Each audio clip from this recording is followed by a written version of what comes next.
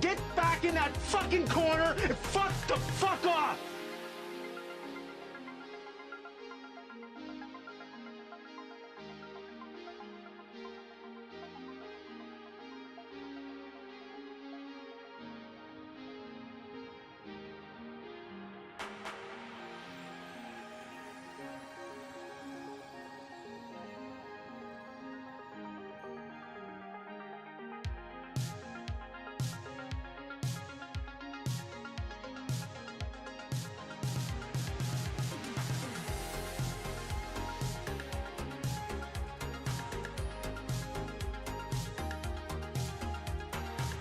Get back in that fucking corner and fuck the fuck off!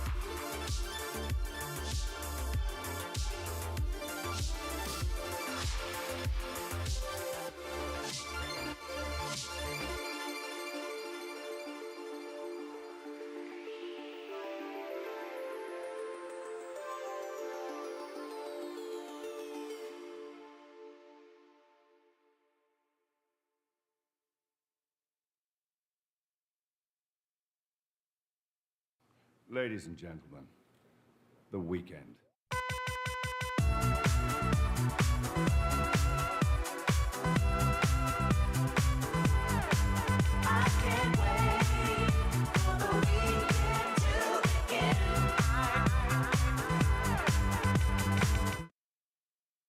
All right, so this is definitely going to be a very short stream.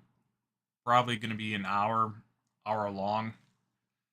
So, it ain't going to be much of a drinking stream, unfortunately, because, well, yeah, going to be talking about this and talking about the pros and cons and like what people have been reacting or how people have been reacting to the whole Nintendo pricing with their Switch 2 and their hardware, not much their hardware, but their software.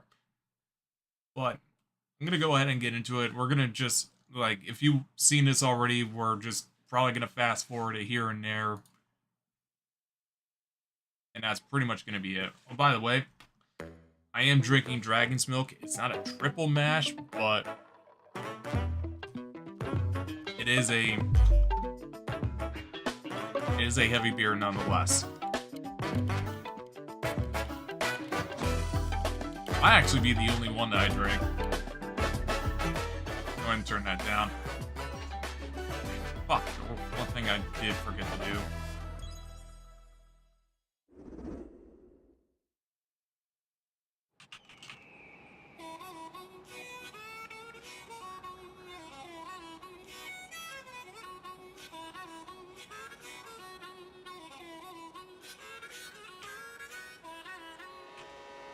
Let's go!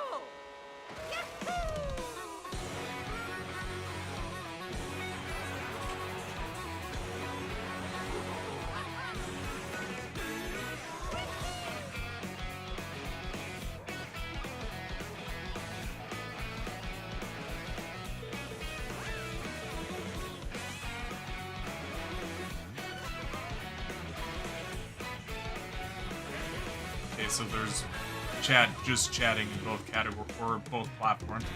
Yeah, I forgot about that. But I'll say this: when it comes to Mario Kart 8, it looks fun, but not $80 fun. Like, I'm not gonna lie. Like a lot of the stuff that was introduced in this game, like the grinding, the sides, wall jumping. I'm just thinking.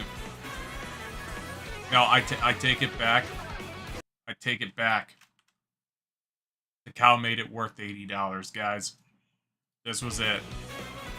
Everybody is wrong. The cow is worth $80. Just grinding on telephone wires with a radio boombox. So worth it. No, I honestly do think the pricing for Mario Kart. Did I say Mario Kart 8? No, Mario Kart World is. It's fucking atrocious. There's no getting around that, and there's people who want to justify it and say, well, it's becoming that day and age. We've had $60 for so long, well over a decade. It was inevitable, and it's like, okay. $100 is also inevitable. $120 is also inevitable. And where do you get to the point as a consumer where you just have to draw the line and just say, no, just absolutely no? It gets fucking ridiculous.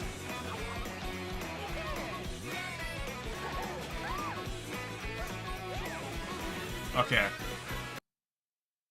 This was and just as a hardware, like, do I think the Switch is worth $450? Not really. It's like I can settle with it. And it's like I think 400 would have been just fine. 350 would have been insanely generous. But 450 I'm fine with it. These are the Joy-Con 2 controllers for Switch 2. Especially for what the Switch has going for it, like the magnetic Joy-Cons, especially with them being bigger too. Oh, yeah, and the fucking C button, or as people are dubbing it as, the credit card button.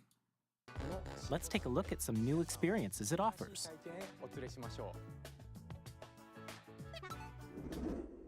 What this C button basically does, it's just for you to chat with your friends and family member. And you want to know how all that works? And I shouldn't say to be fair, but I am going to throw them in a dog pile with Microsoft and Sony because they do this with the same thing with their Xbox and their PlayStations. They also have to make you pay for a subscription to do this. Where in PC, no, you don't. I mean, fuck. You have Discord. You have Steam. You have the in-game chat. Like the games that you buy on PC, whether or not you have to pay for them, and as long as you're paying the internet, as long as you're already paying for the internet, you're fine. So for these consoles, why the fuck do you need to pay for an online subscription? It's like I could understand it being more of a luxury back in like 2000s or something. But we're now in a day and age where that sort of reason there's really no excuse for it. So look at this, and I gotta be completely honest. This is just Discord at home.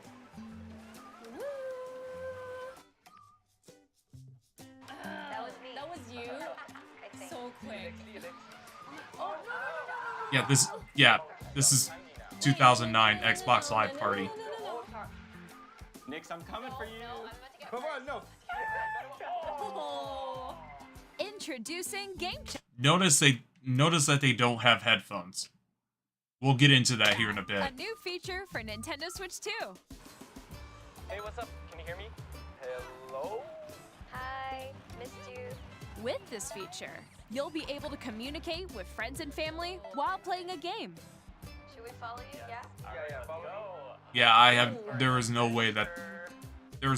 While using the Game Here we Chat go. feature, your voice is recognized by a microphone built into the system. Oh, okay. But you're still behind me, right?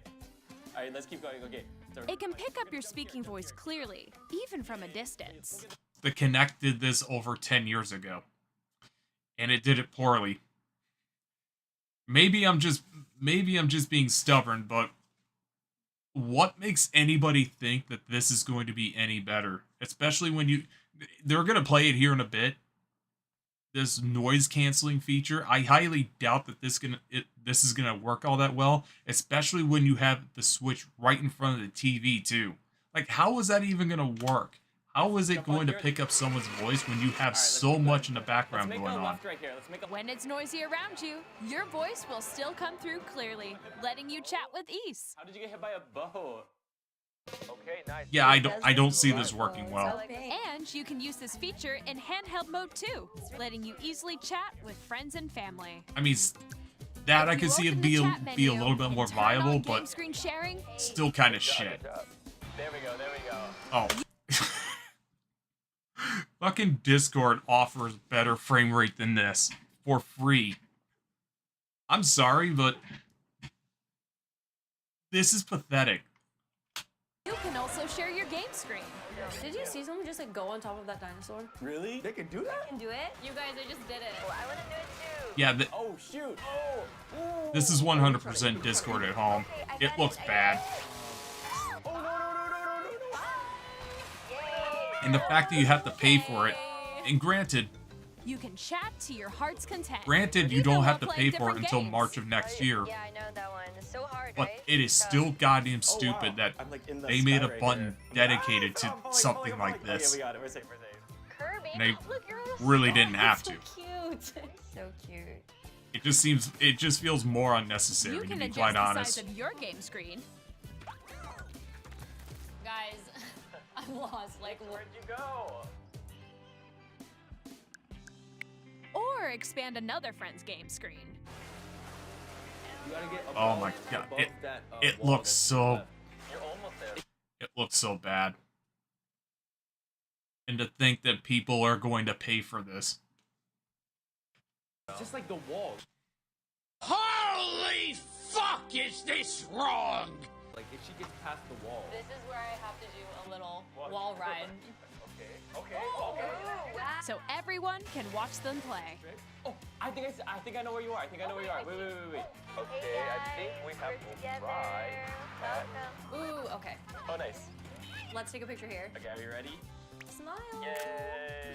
Oh, yo, that's sick. I like your pose, Meeks. On the right Joy-Con 2 controller, there's an additional button. With the C button, you can pull up a chat menu. Oh, dang. Yeah, I think this is so unnecessary. Actually, guys, I got a call coming right now, so I'll be right back, yeah? Okay, for sure. Here, you can quickly and easily mute yourself and more. And there's this. They're about to show this off, and it's gonna be like not having the requirement of having a green screen. That may be nice, but even then, it's not even that good of a quality either. By connecting this camera to the system, Hey! Like the quality isn't even that great either. Hello. Yo, Nick. Hi, how's everyone doing? Good? you can appear on screen and video chat while playing a game. Your face is on here. Wait, Nick, how was your test yesterday? It was Like- good. Granted, it's not all Here's that how it distracting works with right just the camera here. feed. I'm way behind, There you guys. go. I bet you like Can that. you wait for me? Please look forward to game. But here, she doesn't need to have her face there. That's just so fucking Games distracting. which use your camera feed like this. And it gets worse when you play a mini game too. Wait, Just wait, wait. Good. Go That's left, good. go And left. then- Left, Oh, wait, left, maybe let you if I fix go a it. little more this way. I don't Using believe game that the chat, audio will ever sound that even when good. you're apart, you can play games. Plus, that and hang webcam out stuff as in if Mario you were Party together just in looks the same super room. distracting. Play together or compete in online multiplayer games. Chat while playing your personal favorites. Decide your own rules for a retro game competition. It's like Nintendo. I hate saying this because it's like Nintendo is so far behind, but the things that they want to incorporate just to get themselves ahead, in this instance, it's the bad things. The pricing, the Kinect, which was, you may as well say, it's still far behind. Or hold a sports competition between families. All together, anytime, anywhere. Game chat. Yeah, this sucks. What did you think? In developing Game Chat, our goal was for you to enjoy playing online with others more closely, including family and friends. Almost as if you're all playing together in the same place. As if you weren't doing that before. The camera you saw in the trailer is the Nintendo Switch 2 camera, which will be available on the same day as Switch 2. A Nintendo Switch Online membership will be required. This shouldn't need a subscription. This should never need a subscription. I'm just going to say that right now.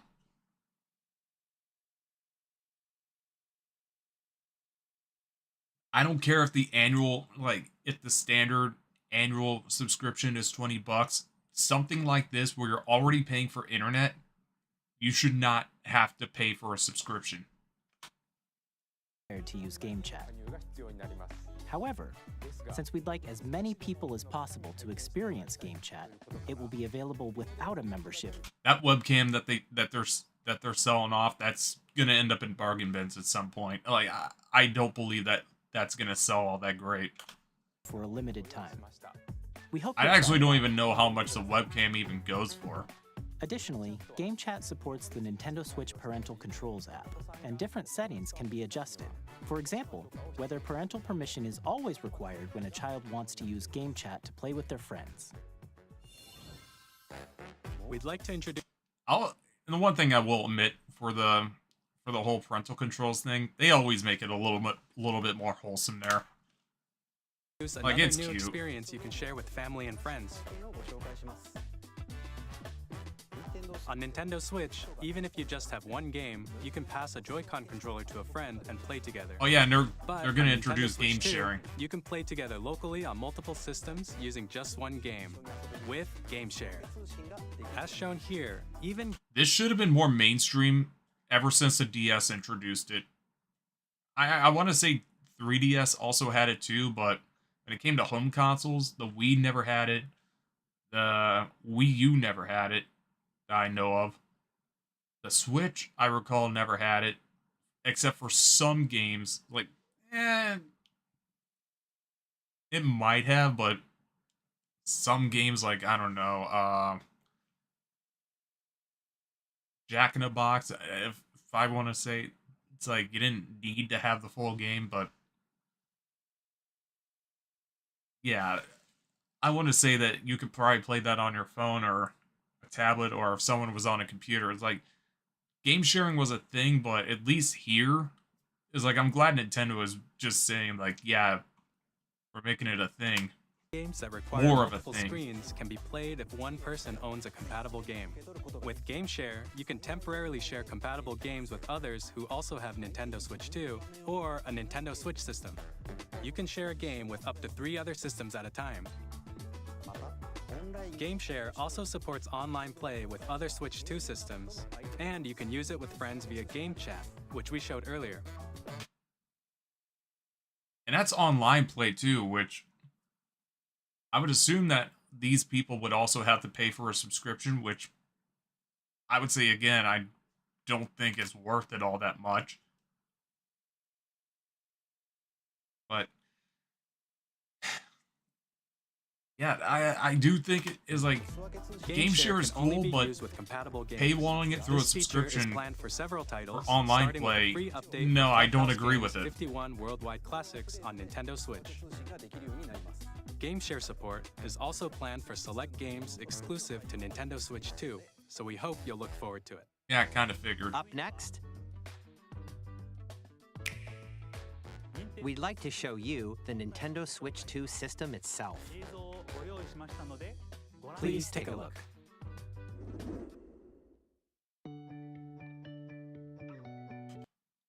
Bigger, thickness. At 7.9 inches, Had to. Switch 2 has a bigger built-in screen. Here's how that compares to Nintendo Switch. Just for the record, I'm always going to play this dock, so this doesn't matter to me. The system's thickness remains the same. Joy-Cons, though, I might be more inclined to With approximately use them. double the pixels compared to Switch, you can enjoy games in greater detail on the 1080p screen.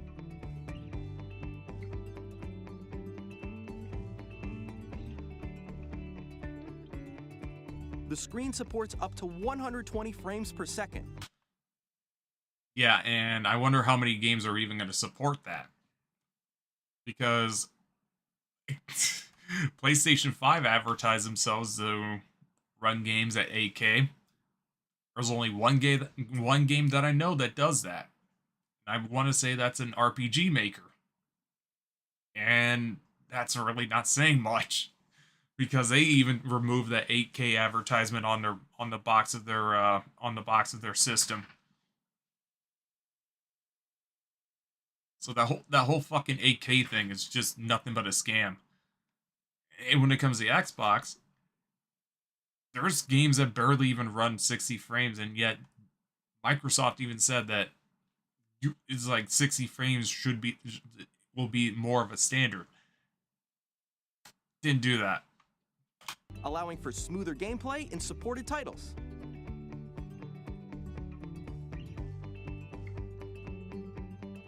The LCD screen is more vivid and supports HDR, providing more contrast between light and dark areas of the images.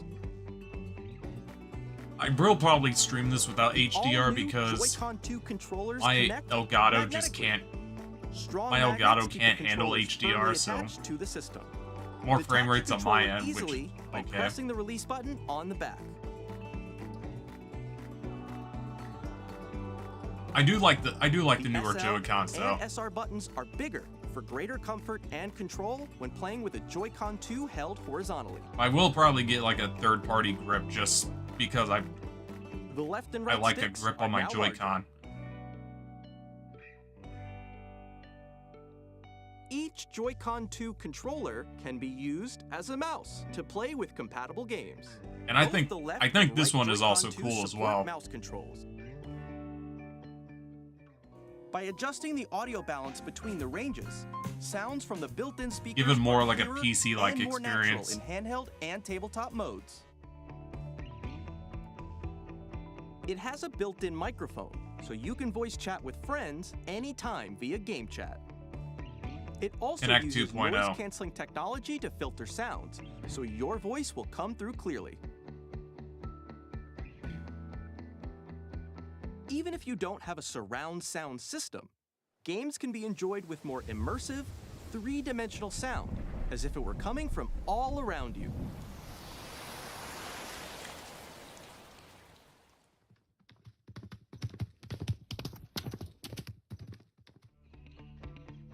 I even heard that in my headphones, so Place your that's Nintendo cool, Switch but 2 however you I like. want to hear on that a through the large, actual hardware. Sturdy stand. You can move it freely, like this. And I pray for the love of God that the stand doesn't suck. In addition to the USB-C port found on the bottom of the system, there's one I have on a top standard as Switch, well. and the stand on that is fucking terrible. It's handy for connecting a USB-C camera or charging in tabletop mode.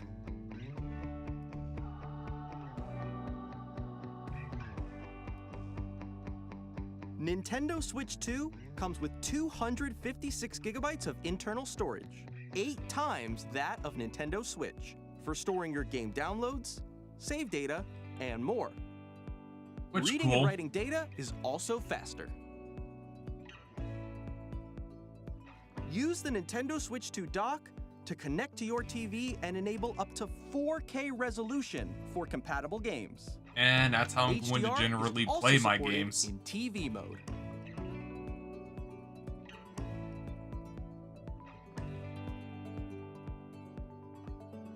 The Nintendo Switch 2 dock has a built-in fan that keeps your system cool. This helps keep performance stable. Which is good. Because you don't want it to overheat or bend. On Nintendo Switch I know 2, that was a thing when that was happening. You can play Nintendo Switch 2 games, as well I as want to say that was like, compatible Nintendo what, Switch its games. first year? Physical and digital games are supported.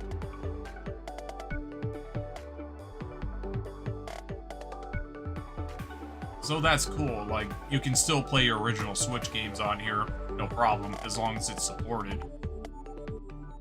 But I want to see during As you this just saw, video, do they Nintendo get Switch into 2 the isn't upgrade pack? simply an improved Nintendo Switch. Oh yeah, inside the game itself. This is Nintendo. they made this shit into a fucking paywall, by the way. Why? Why on earth did this need to be a paywall when it should have just been a packing game? Just like 1-2 Switch. No. That we won't make that a packing game, even though that's the most sense that would have made. Let's make people pay for a fucking tech demo. Like, are you fucking serious? A fucking tech demo? Switch 2 Welcome Tour. Exclusive to Nintendo It's Switch like, I don't 2. care if this is $6 or $20. This should never I'm standing be over here. a paid downloaded. Okay, Well, this should everyone, never be a join me download inside the paid game. game. There are a lot of question mark icons here. Let's examine them. This sign reads, "Where are the magnets?" And this is just to get to know your system. Like, imagine being new to the Nintendo Switch. You never owned you never owned the first Nintendo Switch. You're just jumping into the Switch 2. What are you gonna do when you find out that this shit is that you have to pay for? You're probably going to either buy into it like you shouldn't be doing, or you're going to think about it and just say, you know what? Why don't I just look this up on YouTube? The Joy-Con 2 controllers. Because someone's attached going to the have system gameplay with footage magnets. of this anyhow. And those magnets are It's inside like, the system. it defeats the purpose of even having it. The SL and SR buttons on the Joy-Con 2 are made of metal. Just make it a That's how they packing attach to the game. system. A magnetic circuit is formed between them so they won't easily detach. I also have a question for this little bit of knowledge. I have a question whether or not on how that's not going to fuck with the durability of the SL and SR buttons on the Joy-Cons. Because the magnets are right there. So I wonder how that's not going to mess with them. Through examining signs like these, you can discover all sorts of secrets about Nintendo Switch 2. Another example, the Joy-Con 2 controllers have mouse controls. And when combined with the gyroscopes, you can even do something like this. You can adjust the position of the golf club and aim for the cup by rotating the Joy-Con 2. I hate how this looks fun. I'm not gonna lie, it really does look fun. But the fact that it's paywall is absolutely insane. By combining the mouse controls and gyroscopes, things like this are possible. There are secrets to discover even as you're playing minigames and This tech looks like demos. something in Mario Paint. Like, just Some tech of the demos like secrets this, it range from the shouldn't unique even be features of the free. system Like, well, to tiny details you might not it notice shouldn't be until free. they're pointed out. The opposite of what I'm saying. It shouldn't even be paid for. Nintendo Switch 2 Welcome Tour will launch as a paid digital game on the same day as Nintendo Switch 2. So please check it out if you're interested. Should never be paid. Now, I'd like to share some more information regarding Nintendo Switch 2. This is the game card for Nintendo Switch 2 titles. It's the same shape as Nintendo Switch game cards, but it's now red and it has much faster data reading speeds. Next up is additional storage. Switch 2 will only work with micro SD express cards. They're a different type of SD card and will make high-speed data transfers possible. Please note that regular micro SD cards used for Nintendo Switch will not be compatible. Additionally, I'm curious as to why. Because it is just, the way I'm looking at it, it's just storage. But I think someone could explain to me as to why, like, what makes an EX SD card or an EX micro SD card, like, worthy of being Switch 2 compatible as opposed to a regular micro SD card.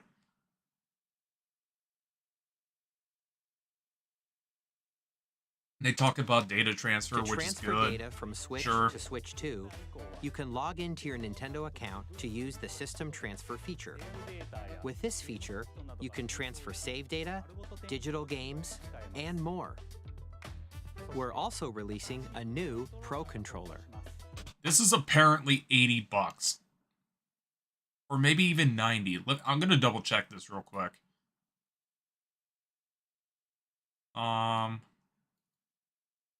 Actually, what do I do with that tab? Put that back.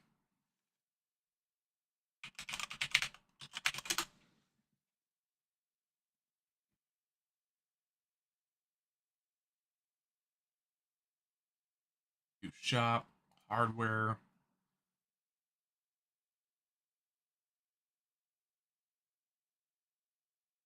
Wait a minute. Actually, yeah, I did need that. Okay, $80. So, and they're gonna explain this too. That the only good thing about this controller is that you apparently have Hall effect joysticks, which basically, well, Hall effect sticks, which basically means it's supposed to eliminate the whole stick drift, or I want to say slow turn possibly. And there's also, if it shows it, there's also back buttons right here, which can't remember if they said it was programmable, but yeah, they say that you can map it to whatever button that you choose, which is cool. But here's my problem with it. This controller that I have, the Manba V1, is $60. It may not even have the gyro mechanics that the Joy-Cons have or the Switch Pro has. But to be quite honest, like, I'm playing games that don't even give a shit about it in the first place. This is $60. comes with 4 back buttons.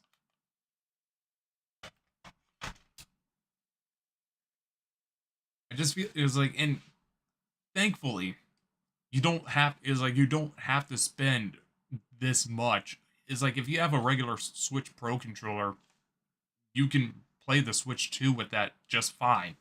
You don't need a Switch 2 Pro controller. It's like it looks cool, sure, but honestly, I would probably just wait. It doesn't seem worth it in my eyes. Not yet. It has a C button, which launches Game Chat, and on the back there are new GL and GR buttons, which you can use to assign existing. Oh yeah, you can't forget about the headphone jack too. In addition, an audio jack has been added. We've introduced a few new features, and after today's presentation, the official Nintendo Switch 2 website will go live. There will also be an Ask the Developer article on the website, where the 3 of us will talk about the development of Nintendo Switch 2. We hope you'll check that out as well. And now, the Nintendo Switch 2 launch date. Nintendo Switch 2 launches on June 5th. We're very much looking forward to the day when you all get to experience it, so please wait just a bit longer. I'm not going to complain about the date because they launched it back in, what, Broadly March? speaking, For the on original Nintendo Switch? 2, you can play 3 types of games. The first type is Nintendo Switch 2 games. Yeah, and this is another one I These wanted to games get take into as advantage well. of the performance and features of Switch 2. To keep in mind, those are also the games that should be on the card. You should be able to play them without patches, no problem. Play them from start to finish. Compatible Nintendo Switch games, of The course. second type is compatible games that were released on Nintendo Switch. Nintendo Switch 2 Edition games are the third type. Some games that were released on Switch will receive upgraded versions that offer things like improved visuals, unique ways to play on Switch 2, and more. Yeah, and I know where this is going. I'd like to This is going to be $70, and apparently the packaging, like, correct me if I'm wrong on this. If you already bought Super Mario Party Jamboree, you can just pay for the DLC. It's like you can basically pay for the DLC to play on the Switch 2, no problem. With the whole upscaling and all that, the thing is I don't know about is crossplay. Like, how is that whole network? It's like, how is the networking going to correlate? Like, is like for people who play on Switch and just don't have that resolution, will they also play with the people who are playing on Switch 2 Edition? I don't know. But would I say this is $70 if it's just upscaling the resolution, upscaling higher frame rate?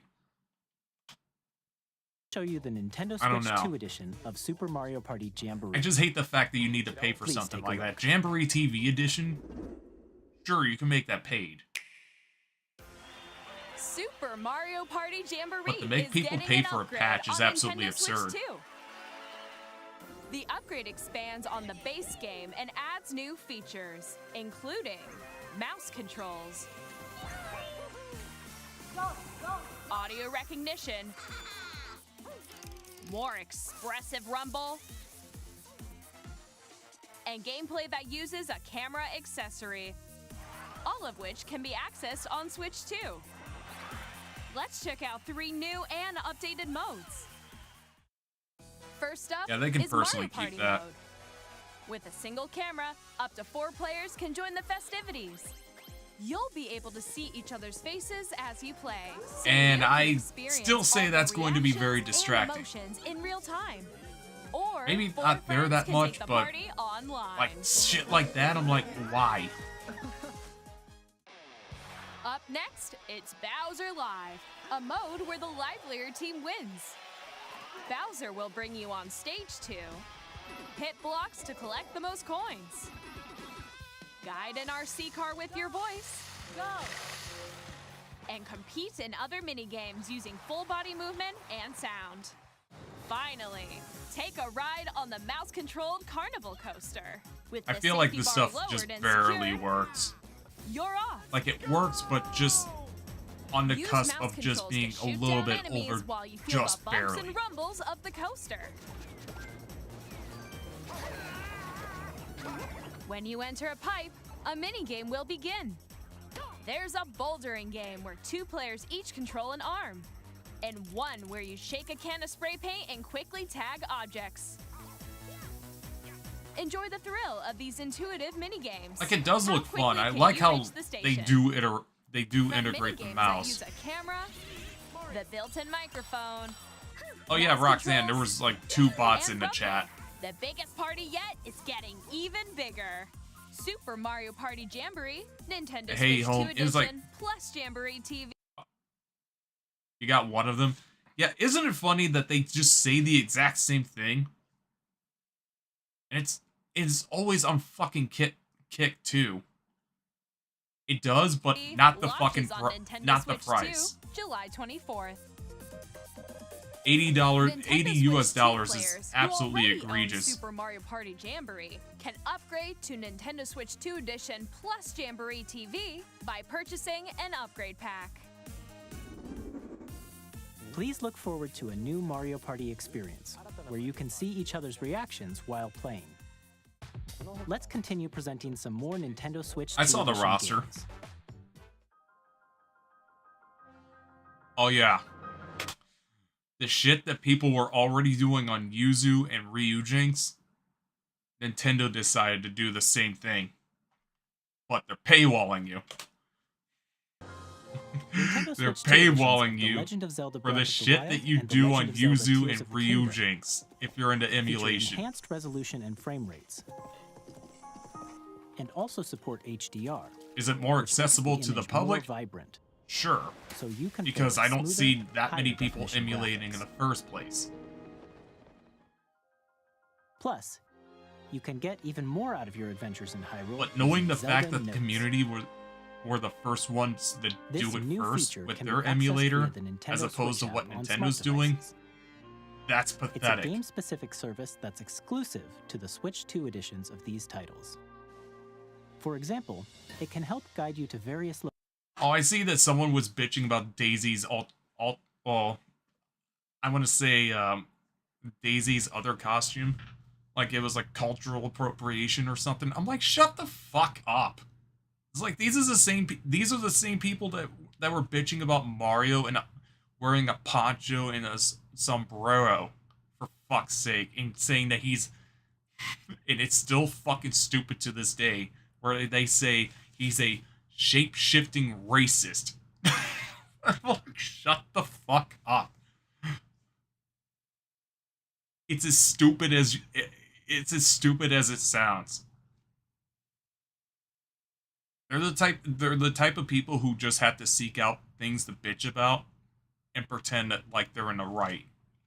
locations, like shrines and Koroks you haven't found yet. Guidance activating. Proceed. Yeah, I couldn't remember what it was called, but people were saying that that was cultural appropriation and couldn't even get all the other culture parts right. And I'm like, shut the fuck up.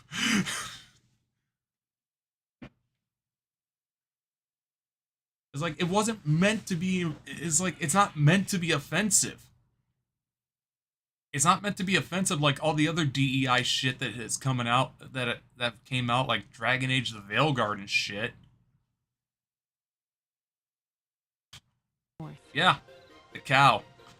Dude, funny enough, I saw Cow and like the cow from Cow and Chicken. I'm not sure if you're familiar with that show. Someone ended up doing a like fan art of Cow doing the same thing. I think I liked it somewhere, but I just don't feel like going to search up You can where share your I got it. creations using QR codes and send them to another player to create in their game.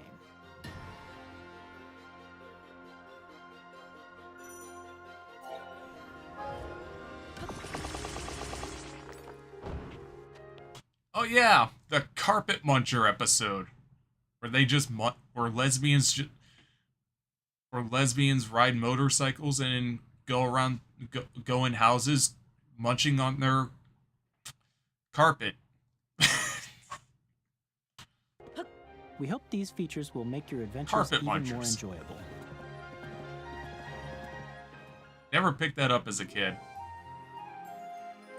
In Kirby and the Forgotten Land, you'll be able to enjoy an additional story exclusive to the Nintendo Switch 2 edition, along with improved graphics and frame rates. And they're making you pay for it.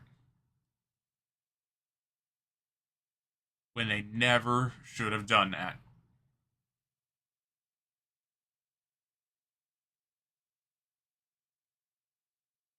Dude, I'm not gonna lie, Roxanne. My girlfriend said if Paracoopa isn't playable, she will be pissed.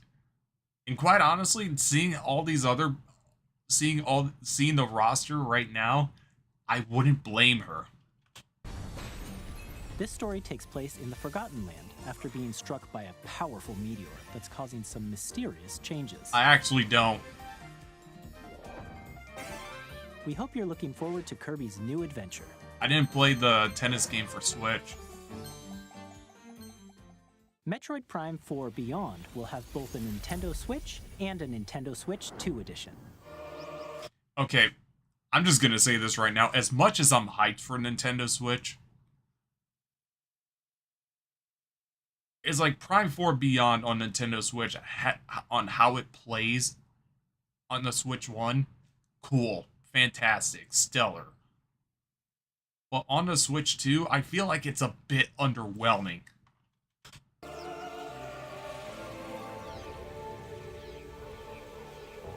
It's like, yeah, I'm still gonna play this game at 1080p, 120 frames per second, but intuitive gameplay on Switch 2. I don't know. Plus, you can explore the immersive world in 4K at 60 frames per second, or enjoy smoother action in full HD at 120 frames per second. Choose from these two modes, both of which support HDR, based on your preference and playstyle. I haven't played enough Metroid Prime 4, man. I've waited for this. I'm not gonna lie, Metroid Prime 3 was disappointing to me. And I'm waiting for a remaster of some kind. Now that I'm thinking about it, if Metroid Prime 2 and 3 get released on the Nintendo Switch Online GameCube section, I'm gonna be pissed. Because I'm thinking, you remaster, it's like you did a graphical overhaul for the first Prime game, and now you're just gonna say fuck it and throw the original games in under the Nintendo Switch Online. If they do that, I'm just gonna tell people, dude, just play Prime Hack. Play Prime Hack. Play through Retro Achievements. Fuck Nintendo for that. Like, it's so stupid.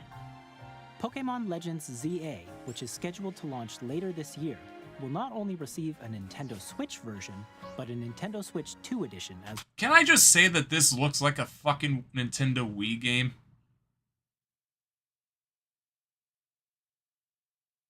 Like even as a Nintendo Switch 2 edition, it just doesn't look good. It probably plays better, sure, but it's like, presentation-wise, it's like, fuck, you could have done more. As well. By taking advantage of the power You're gonna of save up for the new Switch? You can enjoy your adventure in Lumio City. I want to with say the enhanced Switch resolution and 2 price. I said this earlier. I think the Switch 2 price is all right. I would have settled with $400. You just saw will be available as both physical and digital versions. I thought $400 would have been the sweet spot. And $350 would have been insanely generous of them. You can play the But Nintendo Switch 2 $450, edition by I'm purchasing not an gonna upgrade complain. pack. We hope you're looking forward to these Nintendo Switch 2 edition games. Next, I'd like to introduce a The brand new Joy-Cons game don't slide featuring in? mouse Oh, controls because with of the Joy-Con 2 magnetic? controllers. Please take a look. Yeah, Okay, if this is where we're...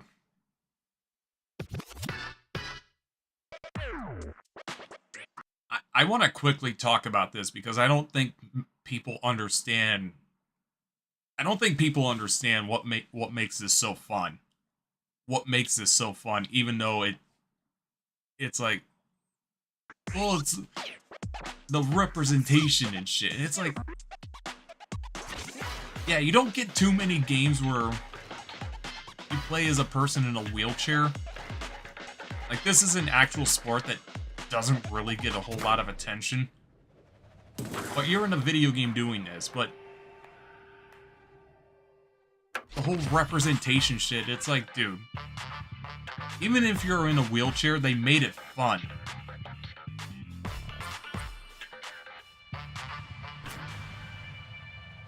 You give the Western developers any idea about this, they will make it boring and preachy as fuck as possible. They would, it's like, Americans in Europe would never, ever fucking think of something like this.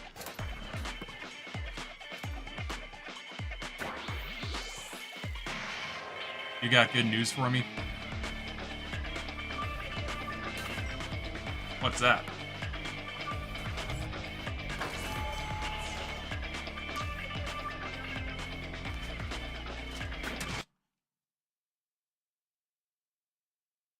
Since Snow White... Oh yeah, I've read about that.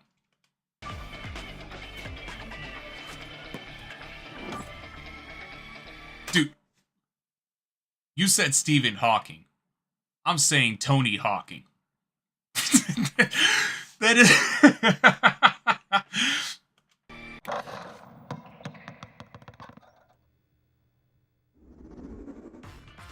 In Drag and Drive, you'll use both Joy-Con. This is the arms killer, guys. Intuitively pull off various moves. I say arms because I'm like, fuck, that game... People really slept on that game. That game was insanely fun for what it was.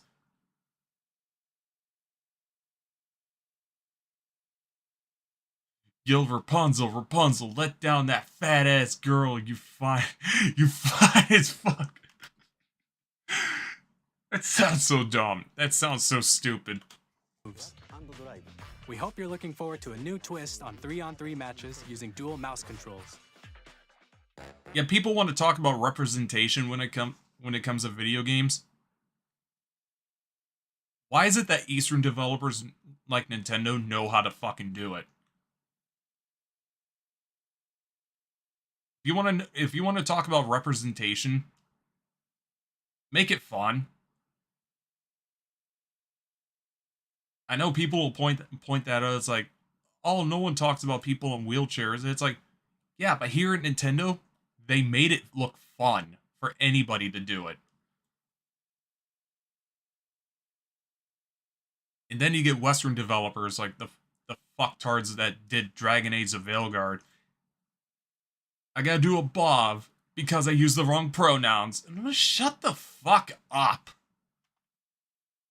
And then you get that one fucking dragon character, I can't remember her name, saying that she's non-binary. I'm like what? Fucking what? Next, here are some games from our publishing and development partners coming to... Idea, new Castlevania, but the main character is gay and he's in love with a werewolf, so they fight demons in Dracula. Disney will steal that. Probably.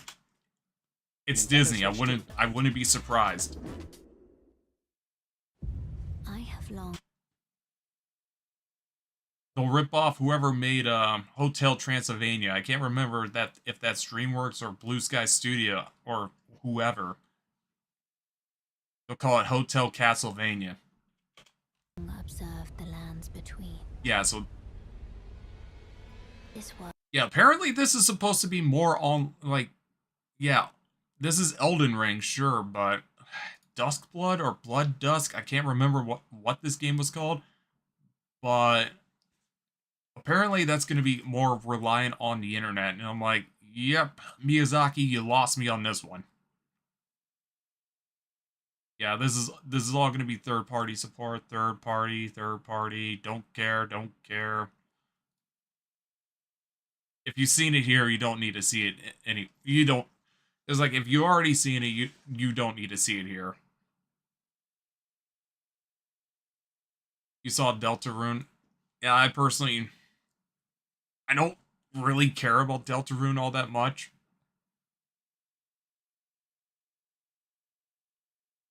But I'm happy that it's getting its spotlight.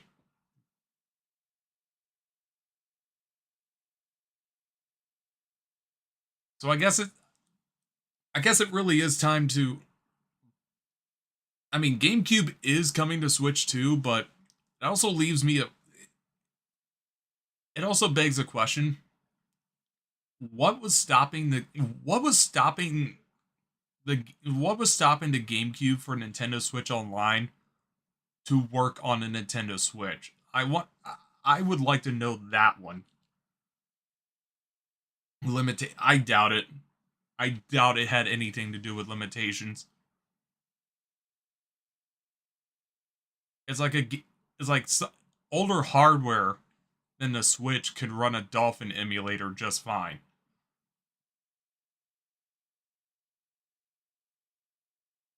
It's like, hell, if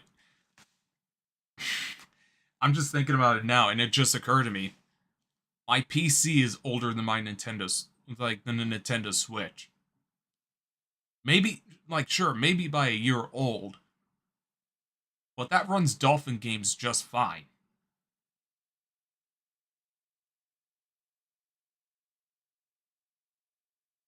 I don't think there was much of a reason for Nintendo Switch to skimp out on the GameCube and save it for the Switch 2.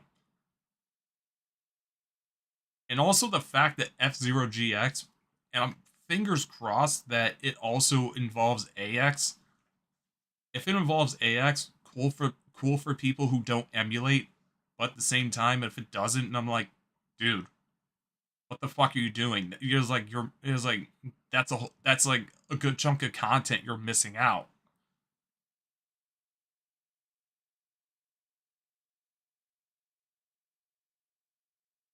It's an old console now. And it's like, nah, I'm not gonna skip. It's like I'm not gonna make an easy dismissal about that.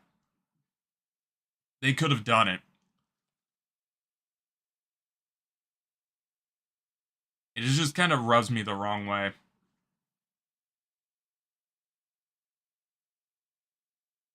So, I guess we're done with the Nintendo segment. I think we need to talk about like how people are talking about pricing. In my retro life, yeah, I'm gonna say this right now. I do disagree with his standpoint, but the reasons behind what he's talking about, I do understand where he's coming from. Even though I don't agree with his opinion. It absolutely blows my mind. When you look at video game prices today, and you look at video game prices back in the 90s, and you see them side by side and realize that, oh my gosh, we are still paying the same amount of money for video games today as we did over 30 years ago. How did we even afford these games? Wait. Hold up. Maybe I'm misinterpreting what he's saying here, but it's like, I believe he's also going to talk about inflation in this video. How do you correlate Luigi's Mansion for the GameCube to being $49.99 to Luigi's Mansion 3 being $49.99 when this is a much newer game? I don't quite understand. And it's like, the thing is about Nintendo GameCube, and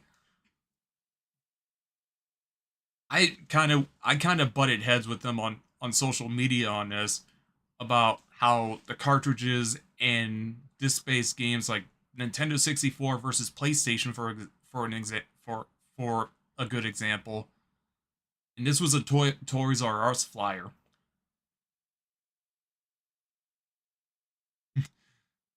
Every time I go to EB Games, I will see the discount. It's all FIFA, UFC. Yeah, shit that no one wants. Even on a discount. But it's like when you had a Nintendo 64 game, they basically had their own, it's like the manufacturing costs because of the circuitry behind the game. There was a lot more going for it. And that's one of the reasons why it was so much more expensive as opposed to PlayStation games where they held much more data. And not only that, it was much easier to mass produce. So Sega Saturn, Sony PlayStation, they opted for the compact disc or disc drive because it was much easier, and developers found it a lot easier to develop games for. And I want to say that when it came to Final Fantasy VII, Square Enix, I think someone at Square Enix said that, or Squaresoft at the time, someone said that if they were to put Final Fantasy VII on the Nintendo 64, it would have taken about 7 cartridges, as opposed to the PlayStation having 3 CDs. 3 CDs at the time and I'm going to take Fortanga Play's word on this one, $50 for 3 discs.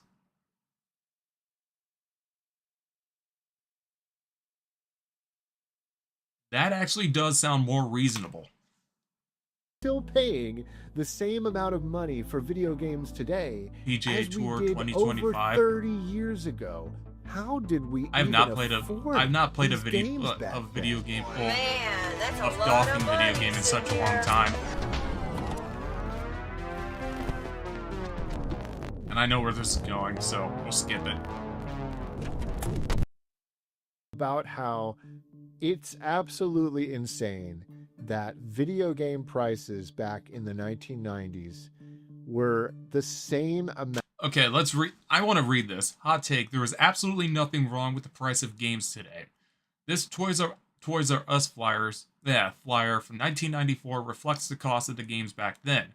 Adjusted for inflation, Donkey Kong Country would have roughly cost $130 today. So please just stop, people. It doesn't make sense. Yeah, this is when you do take into like the inflation, I feel like that's just like it is a good point that inflation and also buying power does have a little bit of a like you can make an argument for that.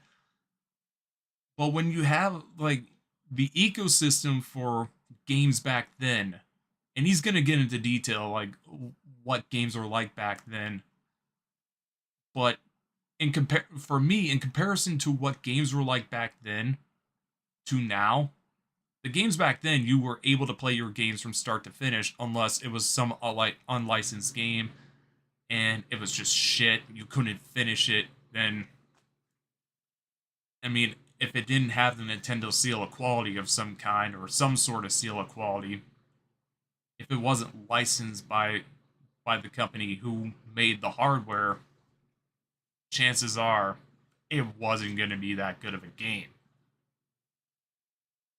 Or it was going to be unplayable. I mean, look at Action 52.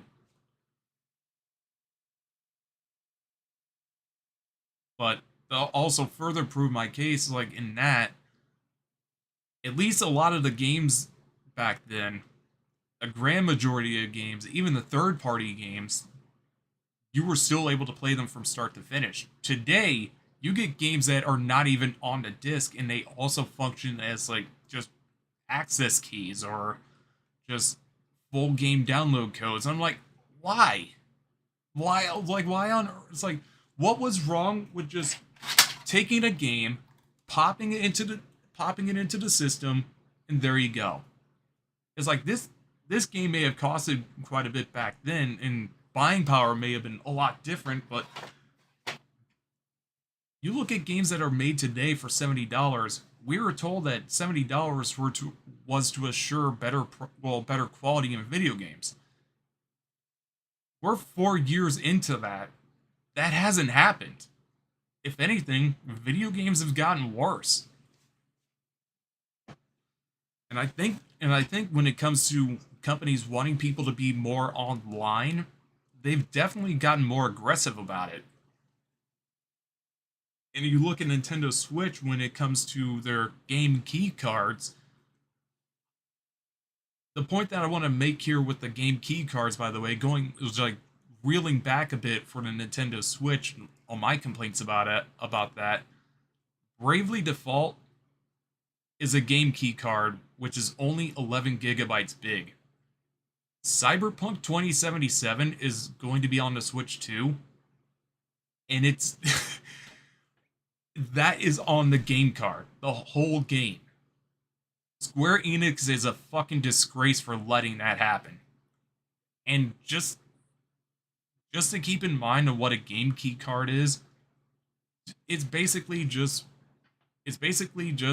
like, imagine playing a Call of Duty game today where you buy the game physically, but you come to find out that you put it into your Xbox Series X or PlayStation 5.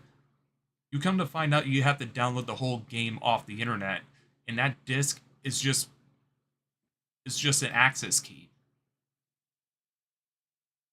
So basically it's like, for something that's physical, you're still having to rely on the internet.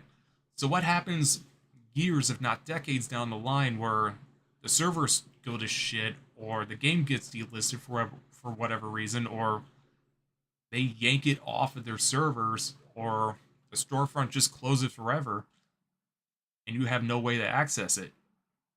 You just spent $70 on a paperweight. Congratulations. If not more than the prices they are today. And when you factor in inflation and how much the dollar is worth today compared to what it was worth back then, it's mind-boggling that anybody complains. I want to say that I have the same VHS and DVD combo, if that is one. I could be wrong. They look the same. About video game prices these days. Too much money, too much money. I hear people today in the year 2025 complaining about games that cost $70. And I'm like, guys, this is crazy. The ecosystem for video games is so much different. Another thing to point out too, it's like, I made the argument between cartridge and CD games. We're now at CD with digital games. Digital games should cost significantly less because there's no manual, there's no case, there's no cover art to manufacture, there's no physical copy. Like the manufacturing is just cut out entirely. Hey, what up, Pirate Darling? Thank you for the raid. My whole point to it is that digital games should not cost any more than $50. But yet we get AAA games that cost the same as the physical counterparts, and I'm just like, why? Why is that? Oh, I know why. Because consumers got comfortable with the convenience of having something right there on the fly and didn't question about it. Question nothing. I mean, I look back and I remember from flyers like this that Donkey Kong Country cost around the same money, but in $1994. For Donkey Kong Country, and especially Super Metroid down there, you also had all these other chipsets, and they were basically, it's like you had your whole circuitry for a cartridge to take in consideration. The ROM chip, the save battery. It's like there was a lot more things to take into account for that cartridge. Guys, if you factor in inflation, that's around $130 for a video game. Plus, you also had the market then, which the demand for it. That always depended on the demand in pretty much the demographic. Like, I'll say this much right now. The demographic of the 90s is so much different compared to the demographic of today, where video games are so much more mainstream than they are in the 90s. What? Donkey Kong Country. This game cost $1 million to produce. Games these days, AAA titles, go anywhere from $200 to $300 million. That's... And a lot of that budget is bloated. Like, it isn't just like... it's like, it isn't just like AAA companies are crunching to make the best game ever, like they did about 20 years ago, or even 10 years ago. Nowadays, it's just, hey, let's get all these contractors, just give them like the hourly wage because we have this bloated budget, and just give them out this slop. Exponentially more. Now we can go even further back and talk about games that came out in the early 80s and late 70s. You know, Atari 2600 games. Here we see a flyer for the most infamously bad and broken video game that ever came out back then. It nearly killed the industry. It did kill the industry. I also want to squish the argument that E.T. was like E.T. back then. Like, you can make a debate on whether or not that was like the straw that broke the camel's back for that argument. Yeah, sure, you can make that argument. But yeah, Atari is like, and I think my retro life is gonna get into this as well, that there were no regulation for when it came to video games. Like, a lot of the games for Atari were rushed for a while there. I'm talking about E.T. the Extraterrestrial. It's coming soon. Pac-Man would be a good example, too. The video game that lets your family help E.T. get home. But only if you have an Atari video game system at home. As you can see here, the sales price is around $25. After inflation, this is like spending $80 in today's money on the worst video game ever made. No! And this was the sales price. I feel him too. I'm not gonna lie.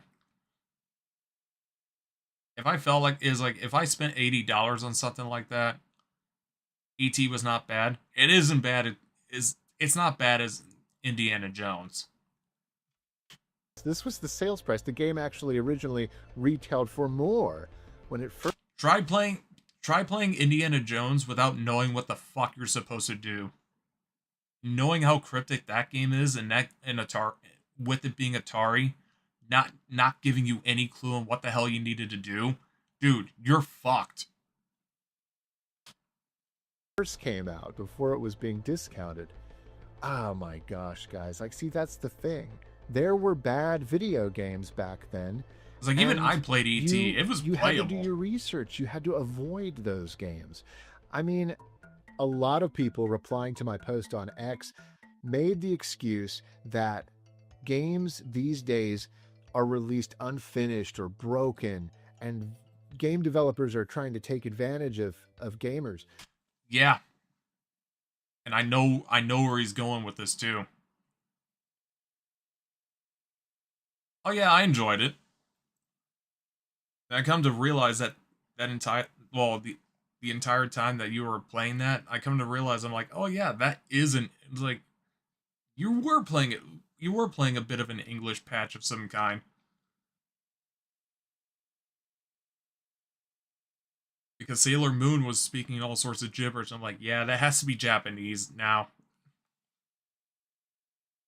But going back to his video, I'm like, they're ripping you off far more than what they were doing in the 80s and 90s. And even in the 2000s.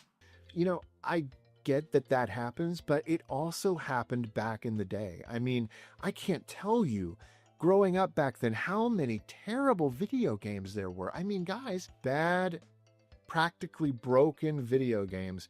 I'm going to reinforce my statement by repeating it. You could at least finish those games right out of the box. No matter how bad it was, you could play the game from start to finish.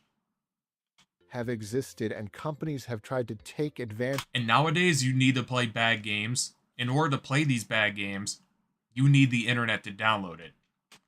of consumers since the And it's dawn worse of if you video own the games. physical copy. One of the things that led to the crash back in 1983 was the fact that there were so many terrible video games flooding the market. But you learned to avoid those titles. And that's how I kind of equate things today. You know, these unfinished or broken games that come out, they're bad games. And I like how he uses Pokemon, because he's gonna make an example about Street Fighter getting so many versions on Super Nintendo and Sega Genesis. Which, yeah, Capcom were absolute fucking scumbags for that. But you look at Pokemon, like this version of Pokemon, where you have not Sword and Shield, which you could probably make an argument for that one too. But I can't remember this one and its counterpart. That one is also a fucking scam. But I'll be right back.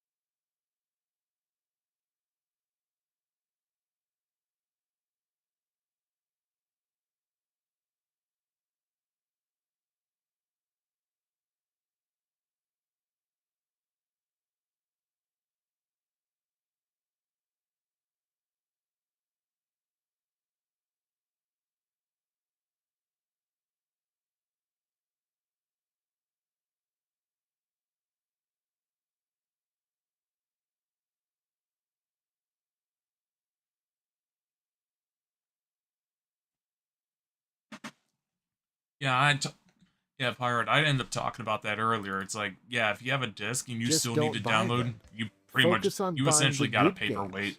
Focus on buying the finished and full and complete games by great developers who are not taking advantage of the consumer. Yeah,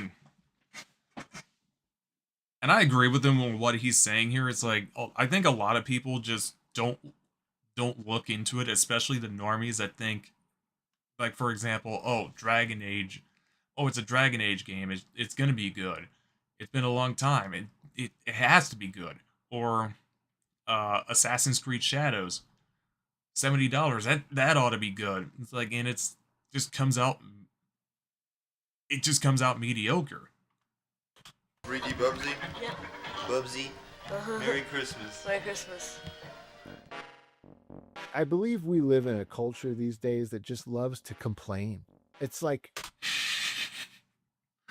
oh, tell me about it. I do agree with it. There's times where I complain, but at least when I it's like, I do feel like there are times where I do complain. It definitely has substance.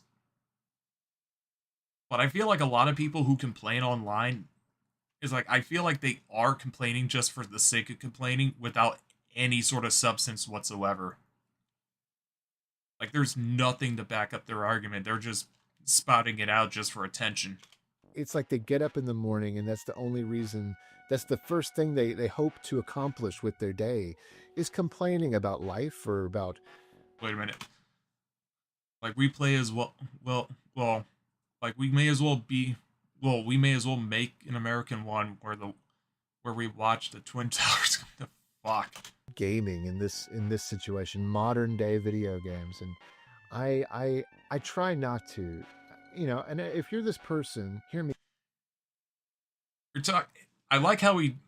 do like how he puts two video games, Halo Infinite and Spider-Man 2. Spider-Man 2 had a lot of buggy. It was like it had a lot of bugs in it. I'm not gonna say it was a perfect game or say it was a Sonic 06 type of game where you just walk into a glitch. But you had Halo Infinite where, dude, I love the crap out of Halo Infinite. Halo 3 was the first legit game I ever played from start to finish. And then you had then you had ODST, Reach, and at some point I backtracked to play Halo Combat Evolved and Halo 2. And then Halo 4 was more of a complete product, but everything after that, including Infinite, it was never finished. They never felt like a finished product. Infinite, yeah, sure, the mechanics were great, but when you played online, it lacked polish, and it lacked the same type of quality that you would find in a Bungie game, where it didn't feel content complete. You have a right to say and do and feel however you want to feel. I'm just saying. It's like, and going back to Halo Infinite, it's like, at this point, it's like, we're in 2025. This game came out in November, like the multiplayer came out in 2021 in November with Game Pass, and the official game came out with the campaign with, like, for $60. It was like, yeah, the campaign in my eyes for Infinite was good. But it's like, dude, this is a far cry to what we're used to with a Bungie game.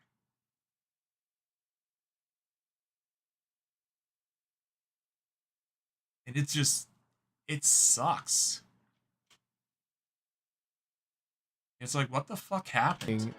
I want to encourage people, anybody watching this, to not live a life of complaining.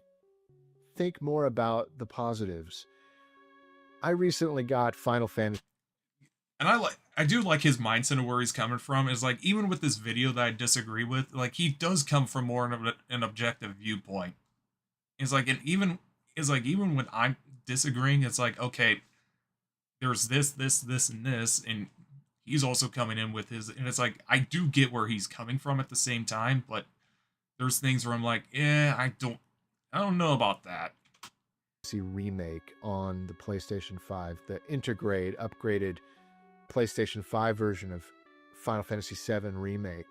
Look and at Path of Exile I beat 2. the game. I loved it. Released it. I got my money's worth. I actually got it digitally on sale for $20, and it was so worth the money. I can't really say anything about Path of Exile because it was a fantastic Path game. of Exile 2 because I've never really played it. I spent $20 on this game. I can remember an NES game that I got on clearance on sale back in the day for around $20, and it was Stanley: The Search for Dr. Livingstone. The funny thing is that I think a lot of people back then, and this was different, is like, with the market the way it was back then, with hardly any internet to go by, whether or not you knew it was a good or bad, well, whether it was a good game or a bad game, you also had rental stores that you could rely on too. So if it wasn't something like a Nintendo game where you knew most likely that the game was going to be good,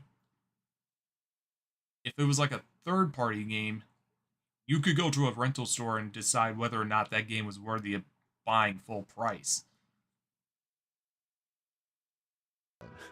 And this game...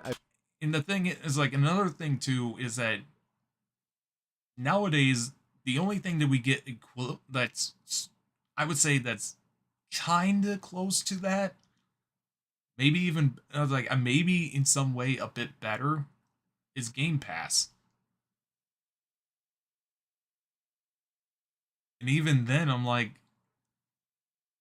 yeah, for games that come out day one on, like, at launch in Game Pass, I'm not entirely sure if that's a good idea, because I think that cuts into their profit as well. I mean, this is like a bad game. We had it so rough back in the 90s and 80s because we didn't have the internet to just at our fingertips look up if a just game made was the internet good or argument. not. You had to have a magazine subscription to like Nintendo Power or Sega Visions magazine, and you had to hope that you would see the game that you were interested in and see if it had good reviews from the critics. And not all games got reviewed in the magazine. So many times we took gambles on video games, and we would plunk down $50 back in 1989, 1991 for a game that ended up being terrible. And this whole thing about DLC, oh my gosh, guys, look, we had DLC. I'll get into that later, but yeah, I'm going to go ahead and do a BRB segment real quick. Well, I'll read this real quick. But if Nintendo still made copies of all the retro shit, they could make tons of more cash flow. Dude, I just think of Nintendo doing PC ports, and if they let the modders go to town with it, like make a game affordable and any sort of mods or hack that comes with it, it's like they could make money. I'd buy into it.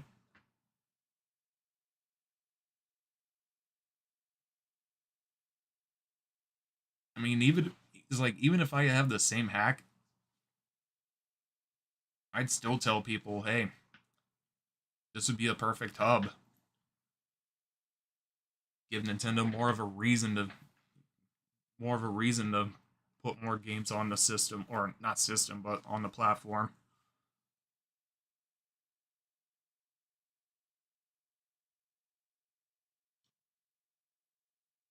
Infinite cash flow. I can definitely see the potential, even with newer games too.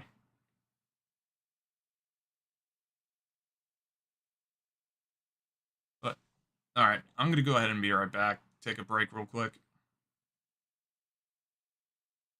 The world of special place. Cherish life and never waste. Everyone loves a sunshiny day. We're gonna keep it that way. Let's clean is better than dirty, and dirty's meaner than clean.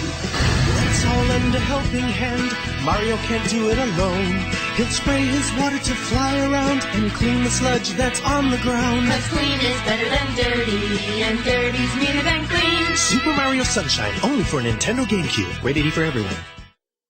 He's back, he's here, he's Mario. No, he's the new and improved Mario in Super Mario All-Stars. So much Mario, it's a Mario smorgasbord. It's all the wigged out Mario Brothers adventures you ever played and then some. But this is juiced up 16-bit only on the Super Nintendo Entertainment System Mario. So it's bigger Mario, better Mario, in your face Mario. It's Raccoon Mario, Mario throwing fireballs, Mario hurling turnips, Mario negotiating an arms deal. Okay, maybe not. It's Mario like you've never seen him. What's 2 + 2 Mario? What's the capital of Ohio Mario? You're gonna live, breathe, eat, sleep Mario in Super Mario All-Stars. 4 complete Mario games, including the never-seen lost levels. You can't get more Mario than this, which is why the best play.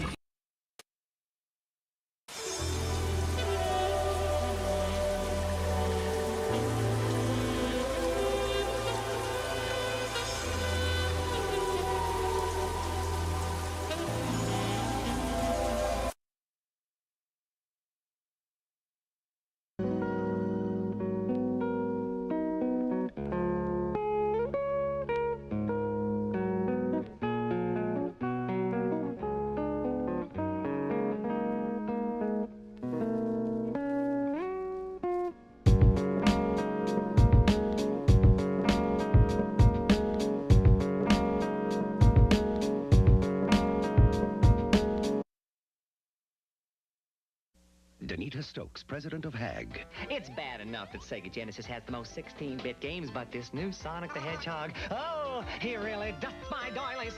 They say he's incredibly fast. Well, what's the hurry, mister? And about his attitude. Smarty pants. Why can't it be more like that nice boy Mario? Oh! Little brat!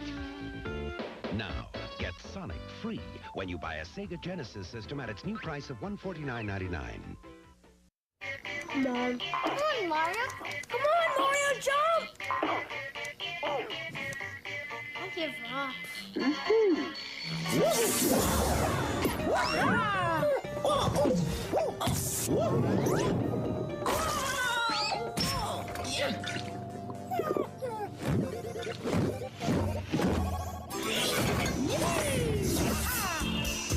Want to grow? The calcium in milk helps bones grow. Okie dokie. Super Mario is back. He's blasting through worlds where no one has ever been.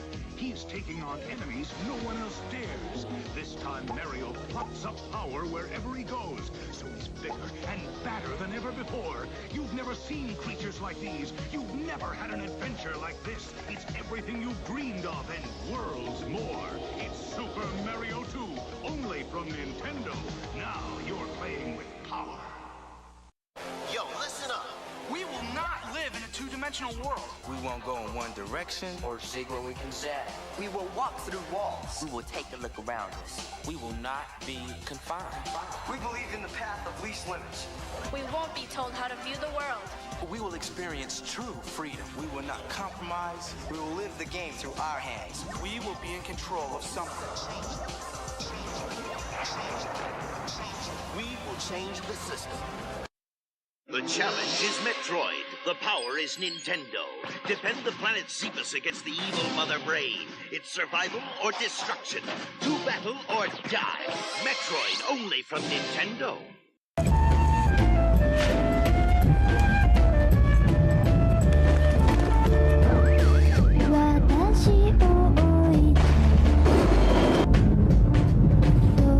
Mario powers up for Super Mario Advance 4, Super Mario Bros. 3. Only for Game Boy fans. Rated E for everyone. Game Boy.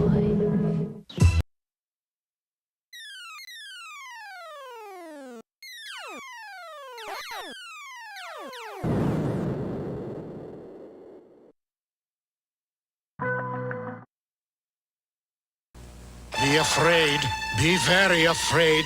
One life-sucking Metroid survived the first Metroid adventure, and it's multiplying rapidly.